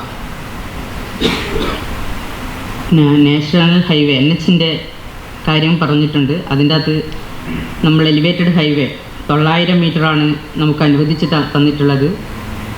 അതിൻ്റെ വർക്കൊക്കെ ഞാൻ പറയാതെ തന്നെ എല്ലാവർക്കും അറിയാവുന്നതാണ്. പിന്നെ PMJVK DPR തയ്യാറാക്കി കൊടുക്കുന്ന മുറക്കാണ് നമുക്ക് ലഭിക്കുന്നത്. ടേക്ക് എ ബ്രേക്കിൻ്റെ പറഞ്ഞിട്ടുണ്ട്, നമ്മളൊക്കെ അനുഭവിക്കുന്നതാണ്. പക്ഷേ അത് NHൻ്റെ പണി കഴിയുന്നതോടുകൂടി നമുക്കതിനും ഒരു ശാശ്വത പരിഹാരം എന്നുള്ള നിലക്ക് ഉണ്ടാകും. പിന്നെ ഇപ്പം ഒരുവിധം എല്ലാവരും പറഞ്ഞത് അതിദാരിദ്ര്യമുക്തത്തിന് പിന്നെയും ഫണ്ട് വെച്ചു എന്നുള്ളത്. അതിദാരിദ്ര്യമുക്തം എന്നത് ഒരു പ്രഖ്യാപനമല്ല, അതൊരു തുടർ പ്രവർത്തനമാണ്. ആ തുടർ പ്രവർത്തനത്തിലൂടെ നമുക്ക് ഇനിയുള്ള ഒരാൾക്കും ദരിദ്രനായി മാറരുത് എന്നുള്ളൊരു പ്രവർത്തനത്തിലേക്കാണ് നമ്മൾ മുന്നോട്ട് പോകുന്നത്. തെരുവുനായ ശല്യത്തിൽ നമ്മൾ കഴിഞ്ഞ പദ്ധതിയിൽ ഉള്ളത് തന്നെയാണ് ഈ പ്രാവശ്യവും വെച്ചത് എന്ന് പറയുമ്പോൾ, നമ്മൾ കഴിഞ്ഞ പ്രാവശ്യങ്ങളൊക്കെ വെച്ചത് ജില്ലാ പഞ്ചായത്തിന് പൈസയാണ്, അതിൻ്റെ ഒരു പദ്ധതിക്കാണ് പൈസ വെച്ചത്. നമ്മൾ ഈ ഒരു ബജറ്റിൽ വെച്ചത് നമുക്ക് വടകര നഗരസഭയ്ക്ക് മാത്രമായി ഒരു ABC സെൻറ്റർ എന്നുള്ള നിലക്കാണ്. മാലിന്യമുക്തം നമ്മുടെ കേരളത്തിൽ തന്നെ ആദ്യ നഗരസഭ എന്നുള്ള ഖ്യാതി നേടിക്കൊണ്ടാണ് വടകര നഗരസഭ. അതിൻ്റെ ഒരു തുടർ പ്രവർത്തനം നമുക്കിനി വരുന്ന വർഷങ്ങളിൽ വേണ്ടതായിട്ടുണ്ട്. നെറ്റ് സീറോ പ്രവർത്തനങ്ങൾക്ക് സർക്കാരിൻ്റെ അംഗീകാരമാണ് നമുക്ക് നമ്മുടെ ഓഫീസ് കോംപ്ലക്സിൽ തന്നെ കിട്ടുന്ന EVM മെഷീനും ബയോമെത്തനേഷൻ പദ്ധതിയും. പിന്നെ കോട്ടപ്പറമ്പിൻ്റെ ഒരു വിഷയം പറഞ്ഞിട്ടുണ്ട്. കോട്ടപ്പറമ്പിൽ 80 കോടിയുടെ പദ്ധതി കോവിഡ് കാരണമാണ് നമുക്ക് ചെയ്യാൻ പറ്റാണ്ട് പോയത്. അതിൻ്റെ ഫിസിബിലിറ്റി സ്റ്റഡി ഇപ്പോൾ തുടർ പ്രവർത്തനം എന്നുള്ള നിലക്ക് നടത്തേണ്ടതായിട്ടുണ്ട്. പിന്നെ കാര്യമായി പറഞ്ഞത് ഒരു കളിക്കളം, ഇപ്പം ഗവൺമെൻറ്റിൻ്റെ നയം തന്നെ എല്ലാ വാർഡിലും കളിക്കളം ഉണ്ടാക്കുക എന്നുള്ളതാണ്. ഇതിപ്പം സൊസൈറ്റി ഗ്രൗണ്ട് നമ്മൾ എടുത്തു പറയുമ്പോൾ പർപ്പസ് ചേഞ്ചിന് നിവേദനം നമ്മൾ ഗവൺമെൻറ്റിൻ്റെ പരിഗണനയിലേക്കാണ്. എങ്കിലും നമുക്ക് എല്ലാ വാർഡിലും അല്ലെങ്കിൽ ആവശ്യമുള്ള സ്ഥലങ്ങൾ അതിന് കിട്ടുന്ന മുറയ്ക്ക് നമുക്ക് എല്ലാ സ്ഥലങ്ങളിലും കളിസ്ഥലം ഒരുക്കേണ്ടത് ആവശ്യമാണ്. പിന്നെ ഗതാഗത കുരുക്കിന് നമ്മൾ മൾട്ടി പാർക്കിംഗ് സിസ്റ്റം എന്നുള്ള നിലക്ക് DPR സ്റ്റഡി നടത്താൻ തീരുമാനിച്ചിട്ടുണ്ട്. അത് നമ്മൾ ഈ ഒരു ബഡ്ജറ്റിൽ തന്നെ അതിന് 15 ലക്ഷം മാറ്റിവെച്ചിട്ടുമുണ്ട്.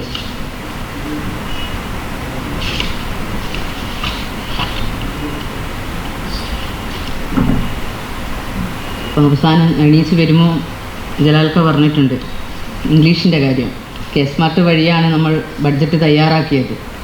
അതിൻ്റെ അകത്ത് ഈ ഇംഗ്ലീഷിലാണ് നമുക്ക് തയ്യാറാക്കി കിട്ടുന്നത്. ഇത്രയുമാണ് ഇതിന് മറുപടി എന്നുള്ള നിലക്ക് പറയാനുള്ളത്. പ്രിയമുള്ളവരെ, ചർച്ചയും മറുപടിയും അവസാനിച്ചിരിക്കുകയാണ്. നമ്മൾ 54 മിനിറ്റാണ് പ്രതിപക്ഷത്തിന് അനുവദിച്ചത്. 56 മിനിറ്റ് കൊണ്ട് അവസാനിപ്പിച്ചിട്ടുണ്ട്. നമ്മൾ ജലാൽക്ക വെറുതെ ഒരു ചർച്ച നടത്തി പോവുകയാണ് ചെയ്തത്. BJP ഡയസിന് അനുവദിച്ചത് 9 മിനിറ്റാണ്. 8 മിനിറ്റ് കൊണ്ട് അവരും അവസാനിച്ചിട്ടുണ്ട്. ക്രിയാത്മകമായിട്ടാണ് ചർച്ച നടത്തിയിട്ടുള്ളത്. ഭരണ പ്രതിപക്ഷങ്ങൾ ചർച്ച നന്നായിട്ട് നടത്തിയിട്ടുണ്ട്. എന്തെങ്കിലും തിരുത്തൽ വരുത്തേണ്ടതുണ്ടെങ്കിലും കൂട്ടിച്ചേർക്കേണ്ടതുണ്ടെങ്കിലും കൂട്ടിച്ചേർത്തും തിരുത്തിയും പോകും. പദ്ധതി നേരത്തെ നമ്മൾ നിർവഹിച്ച് കഴിഞ്ഞിട്ടുണ്ട്. അത് അംഗീകരിച്ച് കിട്ടിയിട്ടുണ്ട്. ഇനി നമ്മൾക്ക് പദ്ധതി നിർവഹണത്തിലേക്ക് പോകാം. അപ്പോൾ അധ്യക്ഷൻ എന്നുള്ള ആൾക്ക് മറ്റ് മറുപടികളൊന്നും പറയുന്നത് ശരിയല്ല എന്നുള്ളതുകൊണ്ട് ഞാനതിൻ്റെ ഭാഗത്തേക്കൊന്നും കടക്കാതെ ഏറ്റവും നന്നായി സഹകരിച്ച ഭരണ പ്രതിപക്ഷ മെമ്പർമാരെ അഭിവാദ്യം ചെയ്തുകൊണ്ട് ഈ പരിപാടി അവസാനിച്ചതായി അറിയിക്കുകയാണ്.